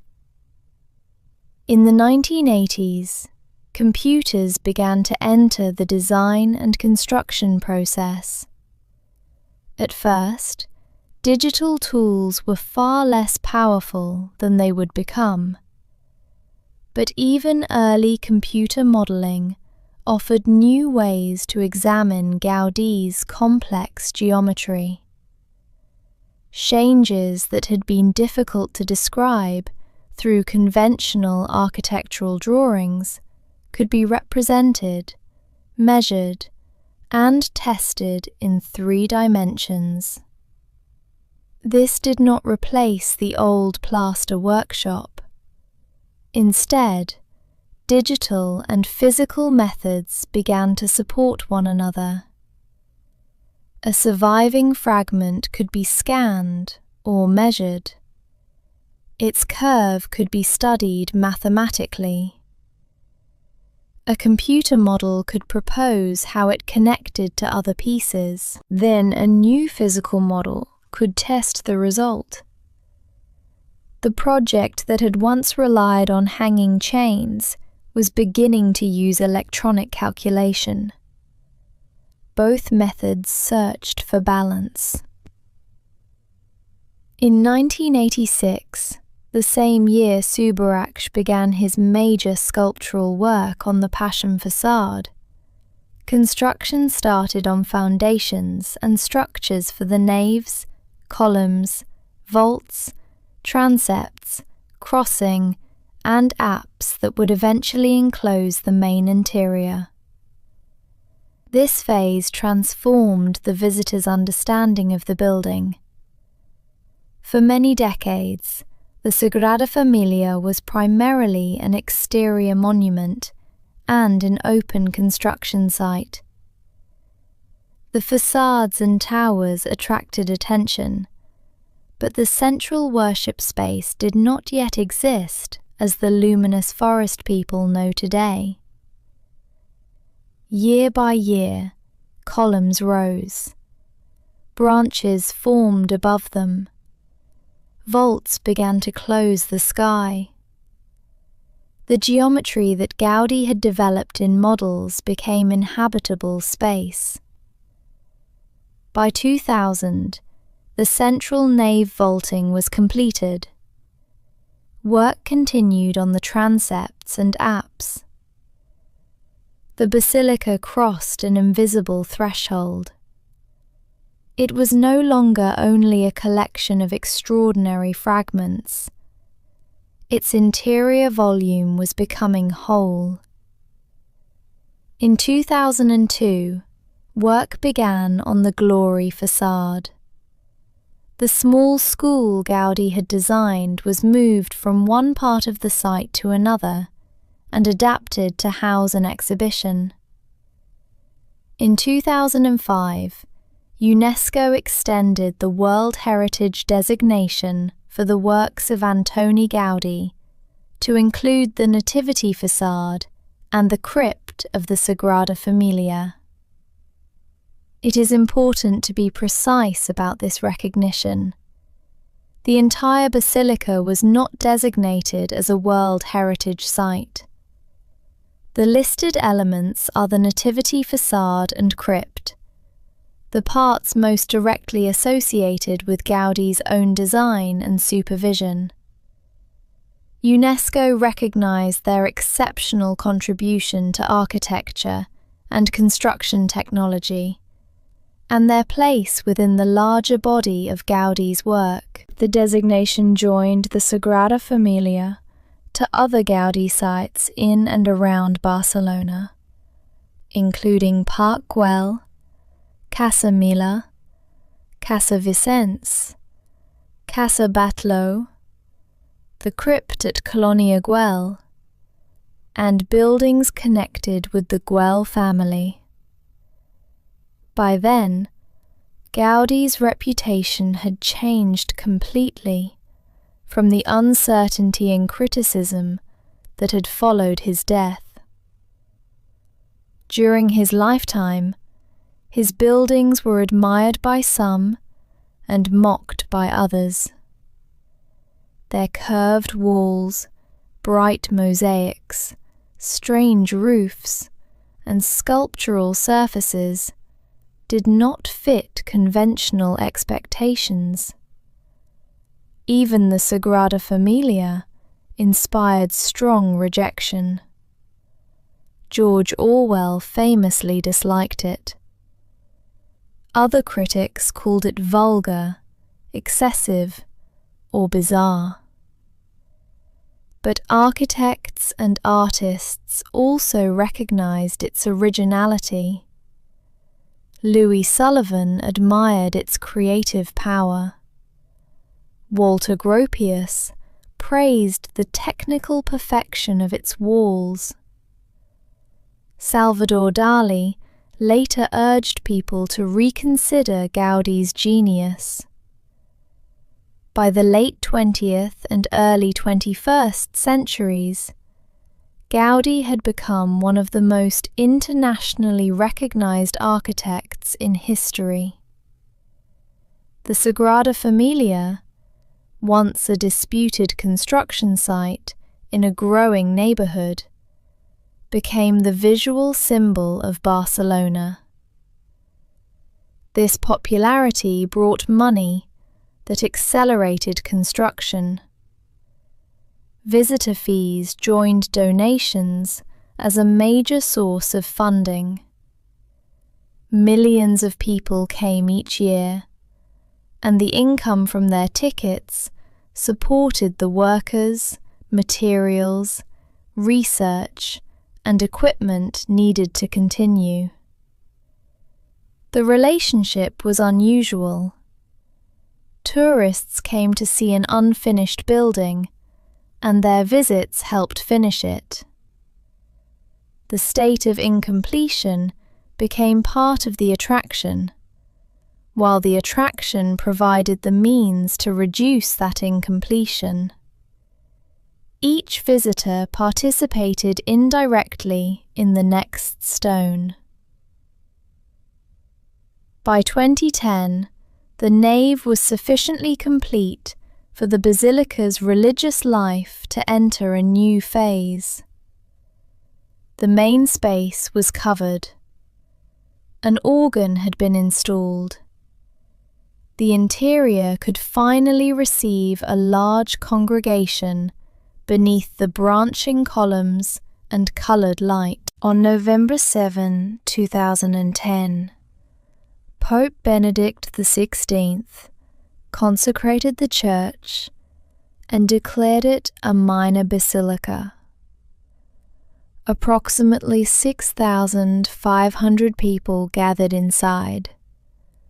Many thousands more followed the ceremony outside. Bishops, priests, choir members, dignitaries, workers, worshippers, and visitors filled the site. For more than 128 years, the Sagrada Família had been known above all as a building under construction. Now it formally became what it had always been intended to be: a functioning church. Construction did not stop. Cranes still stood above the roof. Towers were still missing. The principal facade remained unfinished. But sacred use no longer had to wait for physical completion. This distinction matters. A building can be incomplete and still fulfill its purpose. The basilica could hold mass, prayer, music, funerals, weddings, and moments of silence, while workers continued beyond the walls and above the vaults. Gaudi had designed for this coexistence. He understood that the life of the temple would begin before the final stone. Today, the Sagrada Família receives worshippers as well as visitors. International masses are celebrated, and people may enter not only to study architecture, but to pray. For some, the building is primarily a masterpiece of engineering and art. For others, it is first a house of worship. Many people experience both at once. A column can be admired as a brilliant structural solution, and also understood as part of a sacred forest. A stained glass window can be studied for its color composition, and also become a source of contemplation. A tower can be measured in meters and read as a symbol of an apostle. The Sagrada Familia does not require these interpretations to compete. It gathers them. After the consecration, attention increasingly turned toward the 6 central towers. Jordi Fowley became head architect and site manager in 2012. He and the project team continued working from Gaudi's surviving plans and models, supported by modern structural engineering and digital design. Construction on the towers of the 4 evangelists, the Virgin Mary and Jesus Christ, began in 2016. These towers would complete the central composition and place extraordinary loads above the crossing and apse. Their construction had been anticipated in the foundations and columns below, but every stage required careful analysis.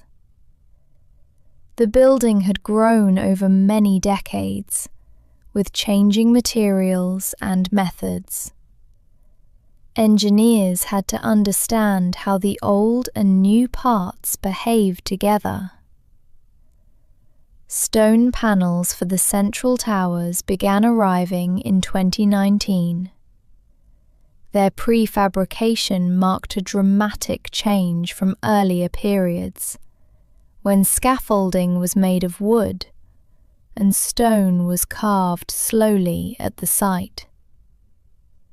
By February 2020, the rising towers of Mary and Jesus had passed the height of the older Nativity and Passion towers. Then the world changed. In March 2020, the construction boards stopped work because of the COVID-19 emergency. Barcelona became quiet. International travel collapsed. The visitors whose ticket fees supported the project disappeared. Revenue fell sharply. For a church whose history had already been interrupted by civil war, the pandemic became another unexpected pause. The planned goal of completing major structural work by 2026, the centenary of Gaudi's death, became uncertain. Work resumed in October 2020, but with a narrower focus. The team concentrated on completing the Tower of the Virgin Mary. In 2021, sections of the tower's pinnacle were lifted into place. 6 supports rose into 3 arms that held the great 12-pointed star. On November 29th, the 7-meter-wide star was installed. It was illuminated on December 8th, the feast of the Immaculate Conception. For the first time, the completed symbol of Mary shone above the apse. People could see it from streets far beyond the basilica. The event showed that the project had survived the pandemic pause, even though schedules had changed. The 4 evangelist towers followed. Their pinnacles carried the winged man, lion, ox, and eagle. By 2023, their exterior forms were complete. Then attention rose toward the final central cross. Piece by piece, the Tower of Jesus Christ approached its full height. Its stone panels included triangular windows, following paraboloid geometry. The tower narrowed toward the summit. Above it, The cross was assembled in stages, with ceramic, glass, stone, concrete, and metal brought together at a height that Gaudi had only imagined. In February 2026, the final exterior piece completed the tower. The centenary year had arrived. The completion of the central tower offered a natural moment to look back across 144 years. When the cornerstone was laid, Barcelona had no automobiles, airplanes, radio, cinema, or electric metro system. The exemplar was still developing. Construction drawings were made by hand. Stone was shaped with tools whose basic forms would have been familiar to medieval masons. By 2026, high-speed trains passed through a tunnel near the basilica. Visitors arrived with smartphones and digital tickets. Drones inspected the towers. Computer models represented every complex surface. Artificial intelligence could help analyze images and records. Cranes operated nearly 200 meters above the street. The building connected these worlds without belonging completely to either. Gaudi's design was old enough to be historic, yet parts of it were physically new. A stone installed in 2026 might reproduce geometry developed in 1915. A sculpture could be shaped through a sequence beginning with clay, moving to digital measurement, and ending in a computer-guided stone-cutting process. A tower could embody ancient compression principles while using internal steel tendons designed through modern structural software. The Sagrada Familia became a record of changing construction technology. Older stone showed chisel marks. Mid-century work reflected concrete and mechanical lifting. Recent towers revealed prefabrication and precise modular assembly. And still, the completed building was meant to feel like one organism. This unity was possible because Gaudi's underlying language was strong. Nature supplied recurring principles: branching, spiraling, growth, light, efficient structure, and variation within order. Generator supplied rules that could be rediscovered even after models were damaged. Symbolism supplied a coherent program that connected facades, towers, portals, materials, and direction. The result was flexible enough to survive changes in technique. There have always been people who question whether the Sagrada Familia should have been continued after Gaudi's death. The objections are serious and deserve to be understood. Some critics argue that too much of the original evidence was destroyed in 1936. They believe later architects have had to invent too much.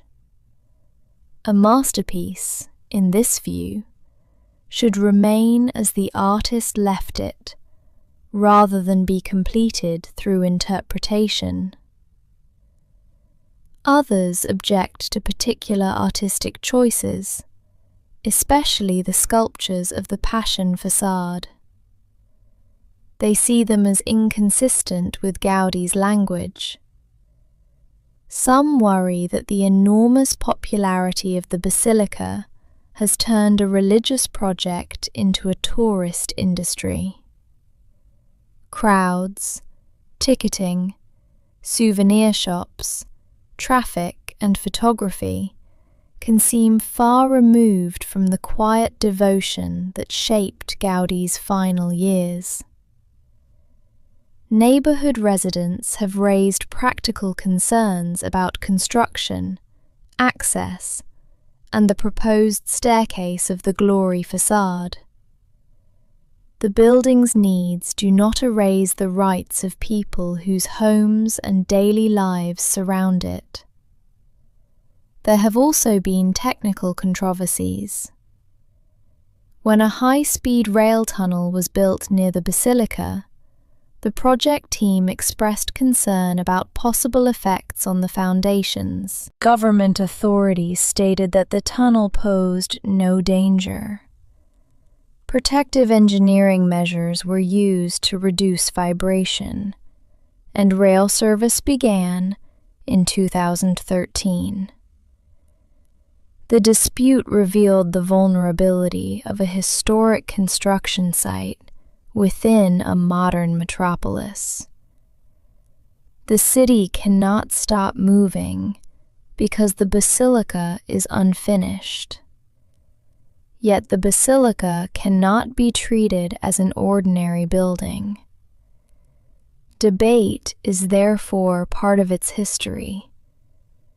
The Sagrada Familia has never produced only admiration.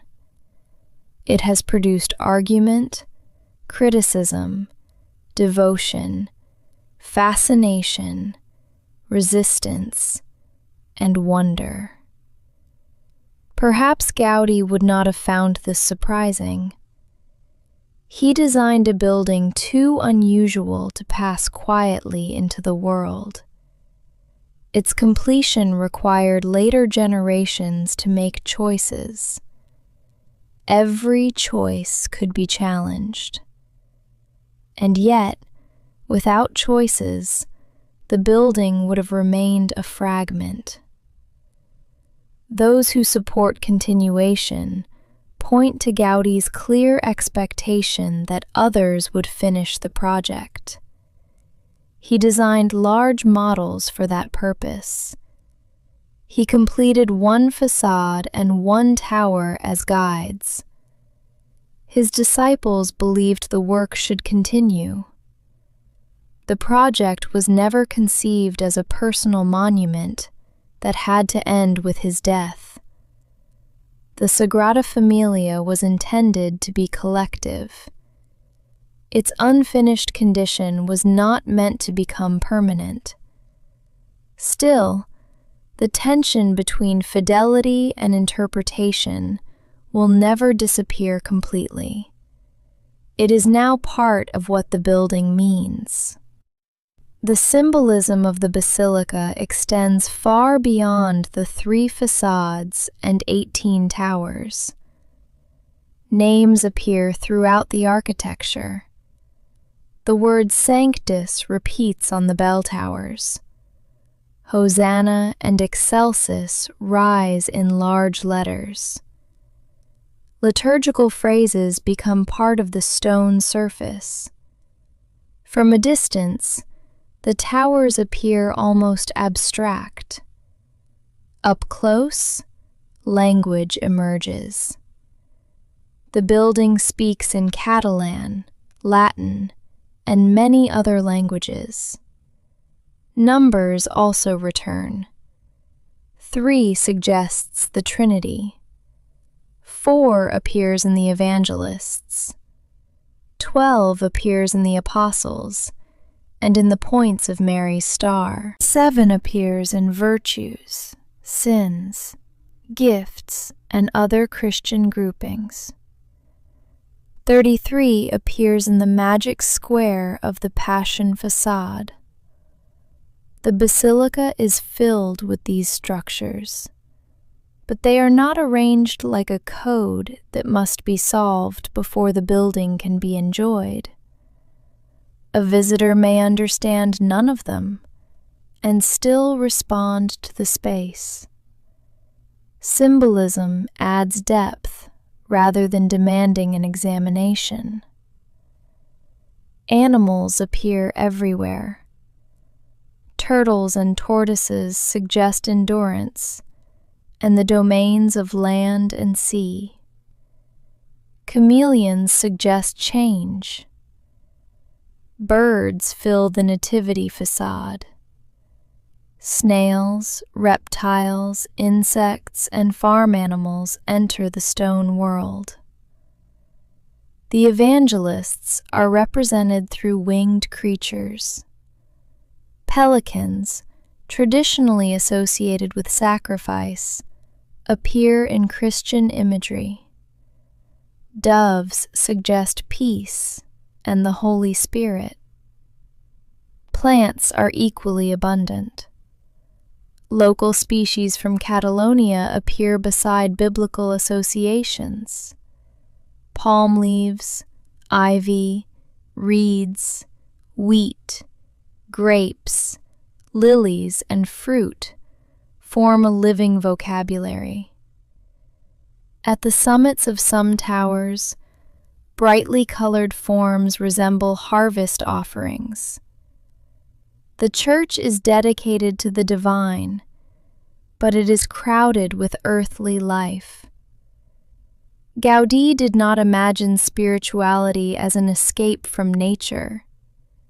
He saw nature as a path toward understanding creation. This is why the interior forest matters so much. The column is not only a tree-like object. It expresses a worldview in which structural truth, natural form, and religious meaning belong together. A branch is beautiful because it carries weight efficiently. A spiral is beautiful because growth often follows spiral patterns. A hyperboloid is beautiful because it allows strength, opening, and light. Beauty is not added after engineering. It emerges from order. Consider the spiral staircases inside the towers. They wind downward in tight curves. Some resemble the interior of a shell. From above, the central opening can appear like a dark eye or a whirlpool descending through stone. A spiral staircase uses little horizontal space while rising through great height. It is practical. But in Gaudi's world, the spiral also belongs to nature. Shells, vines, storms, galaxies, and patterns of growth. The towers themselves narrow as they rise, reducing weight and responding to wind. Their openings allow sound and air to pass. Their textured surfaces catch light differently throughout the day. Nothing is experienced from only one position. From the street, the towers form a distant silhouette. From the facade platform, mosaic pinnacles become visible. From within a tower, the city appears through stone openings. From a neighboring hill, the entire basilica becomes part of Barcelona's grid. From an airplane, it may look like a complex crown rising among rectangular city blocks. Scale changes meaning. A fruit form at the top of a tower may look small from the ground, though it is enormous when seen nearby. A letter carved into stone may be taller than a person. A branching column that seems slender within the nave carries forces measured in thousands of tons. The building constantly plays with the difference between human scale and monumental scale. At floor level, a hand can touch cool stone. Far above, the same stone becomes a canopy. The nativity facade deserves to be imagined slowly, because it contains more detail than a single glance can hold. At dawn, light reaches the eastern stone. Shadows remain deep within the portals, while the projecting sculpture begins to brighten. The birth of Christ occupies the central story, but the surrounding world seems almost equally important. Angels play instruments. Shepherds approach. The Magi bring gifts. Birds perch among branches. Plants spread around human figures. The Annunciation, the Visitation, and other scenes connect the central event to a larger narrative. At the lower level, stone animals appear close to the street. Above, the imagery becomes more heavenly. The tree of life rises toward the towers. Doves gather in its branches.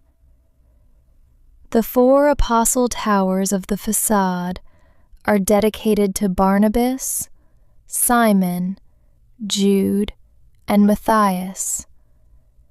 Their surfaces are marked by vertical openings and inscriptions. They rise behind the sculptural landscape like elongated instruments. Gaudi expected bells to make the towers audible across Barcelona. He studied how sound might move downward through their hollow interiors. Only 1 tower was completed before his death, but the group eventually formed the first full tower facade. The surface is so dense that it has sometimes been compared to stone melting or dripping. Yet the apparent softness comes from hard material shaped through countless cuts. Every leaf required labor. Every feather had to be modeled. Every fold in a robe had to move from observation to clay or plaster, and then into stone. The abundance is therefore also an abundance of work. When we say that the facade celebrates life, we might also remember the lives of the craftspeople hidden behind it. Their names are not all known to visitors. Their hands remain through texture. The Passion facade asks for a different pace. Its great leaning columns create a porch that seems both skeletal and monumental. The stone is more exposed. Space between figures becomes part of the emotion. The story can be followed in a rising sequence, almost like the path of a reversed letter S. At the lower level, the final meal and betrayal appear. The kiss of Judas leads toward judgment. A carved serpent suggests evil. The numerical square silently repeats the number 33. Higher, Christ carries the cross. Veronica holds the cloth bearing an image of his face. Soldiers and witnesses gather. Gaudi's own face is included among the figures. At the upper level, the crucifixion dominates. The body of Christ hangs beneath a canopy of hard geometric form. Nearby symbols refer to the torn temple veil and the darkness surrounding the death. Above, the idea of resurrection begins to lift away from suffering. Subarax also designed bronze doors covered with text from the Gospels. Words become a dense background, as if the story itself has formed a wall. The facade does not try to comfort the viewer through softness. It is intentionally difficult. In the late afternoon, sunlight strikes the western side and produces strong contrasts. The figures can appear more severe as shadows deepen around their angular faces. Then evening arrives. The light fades. The stone returns to silence. Inside, the difference between the two facades becomes colour. Cooler glass on the nativity side suggests morning, water, leaves, sky, and beginnings. Warmer glass on the Passion side suggests fire, blood, sunset, and completion. The visitor stands between them. This is one of the most powerful aspects of the nave. It does not illustrate a story only through sculpture. It places the body within a field of symbolic light. You do not merely look at blue and red from outside. You stand where the colours meet. The columns receive both. At 1 hour, a pale surface may turn green. Later, the same surface may hold orange light. The architecture becomes a screen for time. The ceiling appears pale and luminous above the darker trunks. Star-shaped openings scatter across the vaults. The central supports branch into smaller elements, creating a canopy that feels dense without becoming heavy. Because the load is carried through the interior branching system, the outer walls can open for large windows. Light enters more freely than it could through thick, continuously load-bearing masonry. This is where engineering becomes atmosphere. The structure makes the light possible. The light reveals the structure. Neither is secondary. For visitors, the Sagrada Família can be crowded and overwhelming. People arrive from many countries. Languages mix beneath the vaults. Cameras rise. Guides explain details. Workers continue in restricted areas. Bells, footsteps, announcements, prayer, and music may overlap, yet quiet moments still exist. Someone may sit in a pew and look toward the altar. Someone may notice the simple shape of the canopy above it, hanging beneath the central vault. Someone may look down and see light reflected on the floor. Someone may enter the crypt, where the atmosphere is lower, darker, and closer to the 19th century beginning. There, beneath the great basilica, lies Gaudi's tomb. The distance between the tomb and the top of the central tower is more than physical.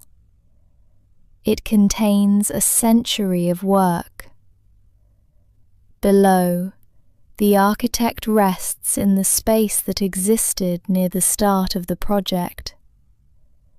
Above, the tower that represented the final and highest part of his design reaches into the sky.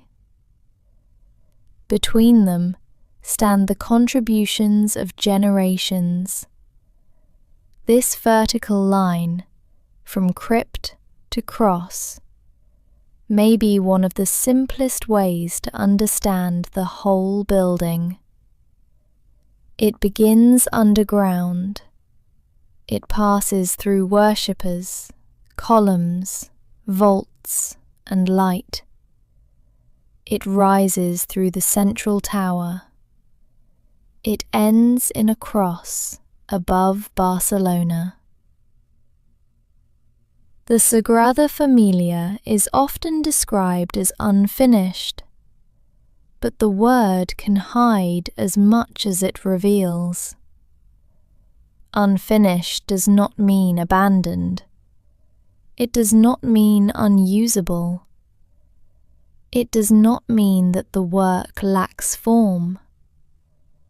The basilica has been alive throughout much of its construction. Mass was celebrated in the crypt in the 19th century. Children studied beside the site. Sculptors modelled local people and animals. Workers returned each morning. Visitors watched towers rise. The completed nave became a place of worship, while cranes continued overhead.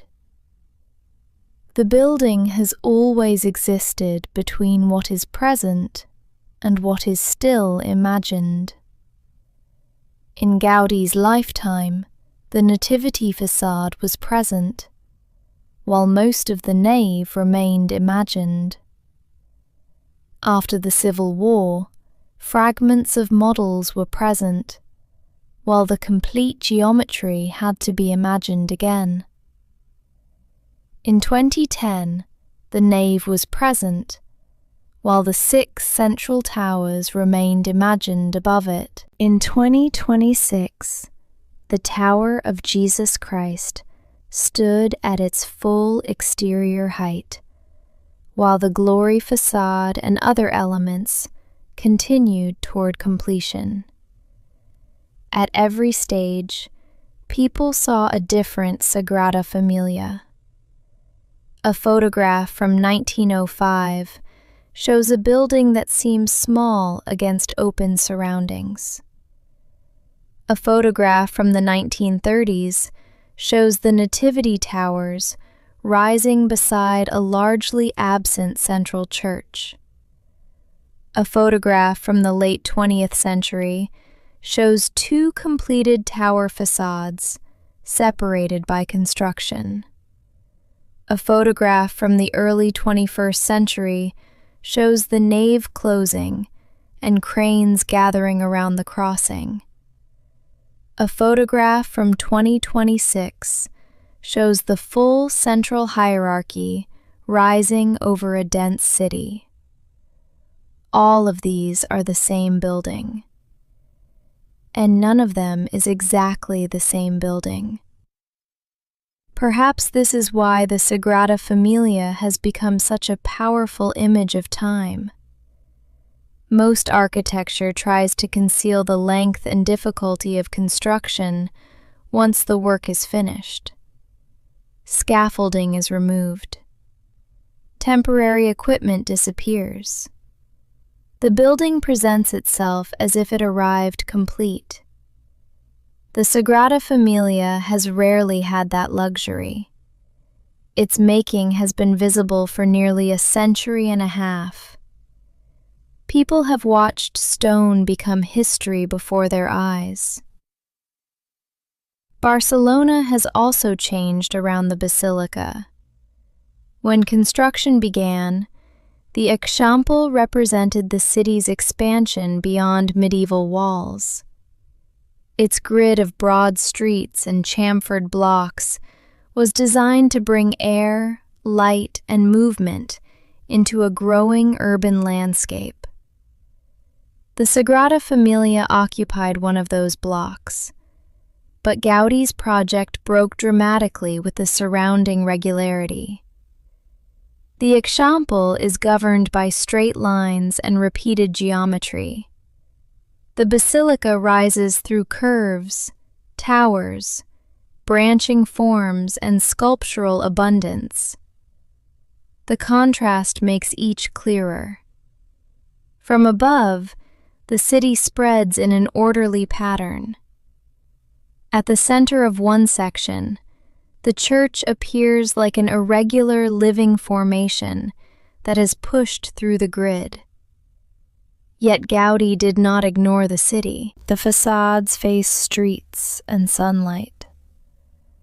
The building gathers people from the neighborhood and the world. Its towers serve as points of orientation. Its construction has shaped the identity and economy of the surrounding area. For many residents, the basilica is not a distant monument. It is part of the route to work, the view from a balcony, the sound of bells, the presence of cranes, and the movement of visitors along familiar sidewalks. Children have grown up watching it change. A person born when the Passion Towers were completed could later bring a child to see the nave consecrated, then return again to watch the Star of Mary appear. This is how a generational building enters ordinary memory. It becomes a measure of personal time. People remember what had not yet been built when they were young. They remember the skyline before a tower. They remember scaffolding that later disappeared. The basilica's history is therefore made not only of official milestones, but of millions of small observations. Gaudi believed that originality meant returning to origins. For him, nature was the great source. He did not copy the outward appearance of a tree and call the result original. He tried to understand how the tree achieved strength, growth, and balance. This approach allowed the Sagrada Familia to feel both ancient and futuristic. The building returns to arches, stone, religious narrative, craft, and the long time scale of medieval cathedrals. At the same time, it uses geometry and structural logic in ways that anticipated later developments in architecture. Modern designers using parametric software can generate complex surfaces on a screen.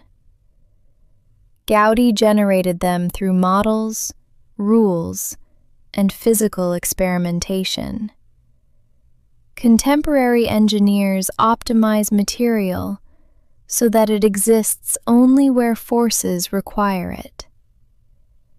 Gaudi studied bones, branches, and catenary curves for a similar reason. Today, sustainable design often looks to natural systems for efficient solutions. Gaudi had already made nature his laboratory. This does not mean that every Gaudi solution was perfect, or that modern builders simply followed without question. Building codes changed. Knowledge of concrete, steel, wind, earthquakes, fire safety, accessibility, and crowd movement developed far beyond what was available in his lifetime. Later architects had to adapt. A living project could not remain trapped in 1926. The goal was not to reproduce the limitations of Gaudi's era. It was to use the best available knowledge to realize the principles of his design safely and honestly. That balance may be the project's greatest engineering achievement. It is easier to preserve an old structure exactly as it stands than to continue building an old vision with new tools. At the Sagrada Familia, preservation and invention happen together. The basilica's financial history is equally unusual. From the beginning, the project was intended to depend on private offerings. That slowed construction, but it also protected a certain independence. There was no single royal patron who could demand rapid completion in a preferred style. There was no government budget guaranteeing uninterrupted work. Progress followed the resources available. Gaudi accepted this uncertainty as part of the temple's nature. In the modern period, visitor income became essential. The millions of people who came to see the building provided funds that allowed work to accelerate. Then the pandemic showed the weakness of that system. When travel stopped, construction income fell suddenly. The same global attention that had made rapid progress possible also made the project dependent on global movement. Still, the basilica recovered. The pause became another layer in a history already marked by shortage, war, destruction, and delay. The Sagrada Familia has often appeared close to completion, only for time to shift again. Perhaps that is why exact finishing dates should be treated gently. Major exterior work reached an extraordinary milestone in 2026.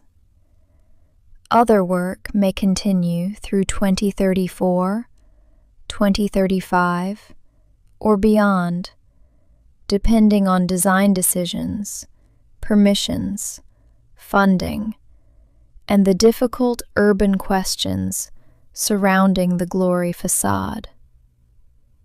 After 144 years, a few more years are not a failure. They are simply another part of the story. At night, the basilica changes once more. The detailed facades become darker and simpler. The towers are illuminated against the sky. Windows glow from within. The star above Mary remains bright. The city continues around it. Cars move along the streets. Metro trains pass below the neighborhood. People eat dinner in nearby apartments. Visitors take final photographs. Workers leave the site. The stone cools after the day's sun. High above, the cross of the central tower remains visible. The building seems quiet, but it is never completely still. Materials contract as temperature falls. Wind passes through tower openings. Lights change. Sensors record conditions. Somewhere, water moves away through carefully designed channels. The city vibrates faintly beneath the foundations. A great building is always responding to its environment. Stone may appear motionless, yet over years it weathers. Metal expands and contracts. glass receives heat. Mortar dries and ages. Loads shift by tiny amounts. Maintenance begins long before construction ends. The Sagrada Familia is not only being completed, it is already being conserved. Older parts require cleaning and repair, while new parts are installed. The Nativity facade has survived weather, pollution, conflict, and a century of visitors. Its preservation demands different knowledge from the construction of the newest towers. The site therefore works in several times at once. One team studies Gaudi's past. Another builds the remaining future. Another cares for what has already aged. All three meet in the present. If you were to approach the basilica slowly in the early morning, you might first see only the upper towers between buildings. As you came closer, more of the structure would appear. The apostle towers would gather around the facades. The evangelist towers would stand near the center. The Star of Mary would shine above the apse. The Tower of Jesus Christ would rise beyond them all. At street level, the scale might become difficult to understand. The building is too large to see comfortably from one nearby position. You would need to move around it. On the Nativity side, the stone would seem crowded with life. On the Passion side, the figures would become angular and severe. On the Glory side, construction would remind you that the story is still open. Then, entering the nave, the exterior complexity would give way to vertical calm. Collapsed, rise. Branches would divide. Colored light would settle across the floor. The ceiling would open like a pale canopy. You might hear footsteps and voices, but the height would make them seem distant. Looking upward, it would be possible to forget for a moment that you were inside a city block. The stone forest would create its own world. And perhaps you would understand, without needing any technical explanation, what Gaudi had been trying to do. He wanted architecture to feel alive. He wanted structure to appear natural. He wanted light to become a spiritual presence. He wanted the story of the Holy Family to unfold through an entire building. He wanted stone to rise without pretending to be weightless, yet to carry its weight with grace. There is a final image worth holding quietly. In 1882, the first stone was placed below ground.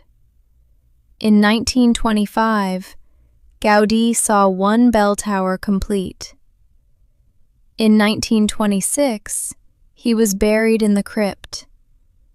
In 1936, his workshop was destroyed. In the following decades, broken models were reconstructed. In 1976, the Passion Towers were completed. In 2000, the central nave vaulting closed overhead. In 2005, the Nativity facade and crypt received UNESCO recognition. In 2010, the basilica was consecrated. In 2021, the Star of Mary was illuminated. In 2023, the Evangelist Towers reached completion. In February 2026, the central tower reached its full height.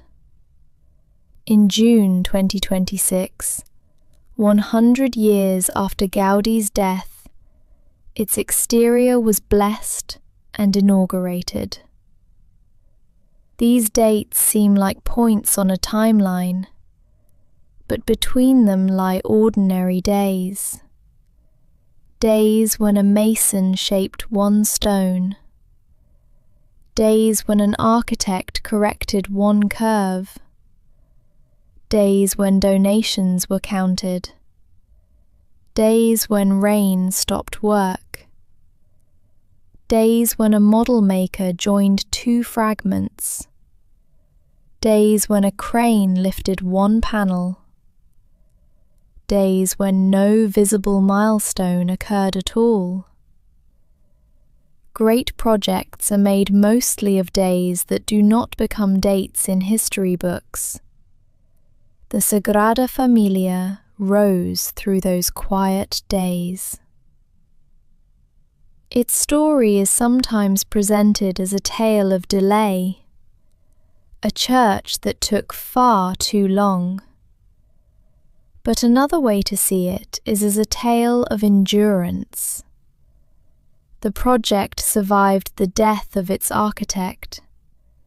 It survived the loss of plans and models. It survived civil war. It survived economic hardship.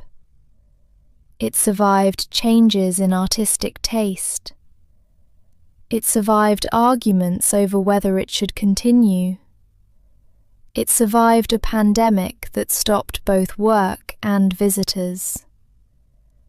And through all of this, it remained recognizable as one vision. Not unchanged, but continuous. That continuity is perhaps more remarkable than speed could ever have been. A rapidly completed building belongs strongly to the moment that produced it. The Sagrada Família belongs to many moments. It contains 19th century religious revival, Catalan modernisme, medieval inspiration, early reinforced concrete, 20th century reconstruction, late modern sculpture, computer-aided design, 21st century stone engineering, and the labour of people who never met one another. It is not the work of one lifetime, even though one life gave it direction. It is not the work of one generation, even though every generation changed it. It is a building made from inheritance. Each group received something unfinished and passed it onward. Gaudi, the natural world was never in a hurry. A tree grows ring by ring. A mountain is shaped over ages. A shell forms through repeated small additions. Perhaps a church inspired by those forms was always destined to grow slowly.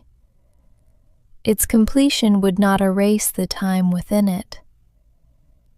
The dark, older stone would remain beside pale new stone. Different sculptural hands would remain visible. Records would preserve the cranes and scaffolds. The story of destruction and reconstruction would not disappear when the last major work ended. Even complete, the Sagrada Família would still be a building about becoming. It would still carry the memory of being unfinished. And as long as people entered, looked upward, studied its forms, prayed, argued, repaired, cleaned, and interpreted it, the building would continue to change in meaning. Architecture is never complete in the mind. Every visitor builds another version from what they notice. One person remembers the red light. Another remembers the spiral stair. Another remembers the face of Christ on the Passion facade. Another remembers the small school beside the enormous church. Another remembers Gaudi's tomb. Another remembers the towers appearing suddenly at the end of a street. All of these memories belong to the building. Now the stone forest can become quiet again. The last visitors move toward the doors. The colored light fades from the columns. The warm western windows darken as the sun disappears. High above the nave, the branches remain in place, carrying their weight through the night. The towers stand over Barcelona. The Nativity facade waits for morning. The Passion facade rests in shadow. The unfinished Glory facade waits for another day of work. Beneath the basilica, in the crypt where the story began, Antoni Gaudí lies within the building he did not live to see complete. Far above him, the central tower reaches the height he planned, stopping below Montjuic, as he intended. Between the tomb and the cross are generations of patience. You do not need to remember every year, every name, or every geometric form. You can let them pass now. The hanging chains can become still. The plaster models can rest on their tables. The chisels can be set down. The cranes can stop above the city. The light can leave the stained glass. And the long story of the Sagrada Família can continue quietly without us, stone by stone, year by year, beneath the changing sky of Barcelona. For tonight, there is nothing more you need to follow. You may simply rest. And if sleep has already begun to come closer, you can allow the final towers to fade gently into the distance. The city grows quiet. The stone forest grows quiet. The story grows quiet. And the night continues.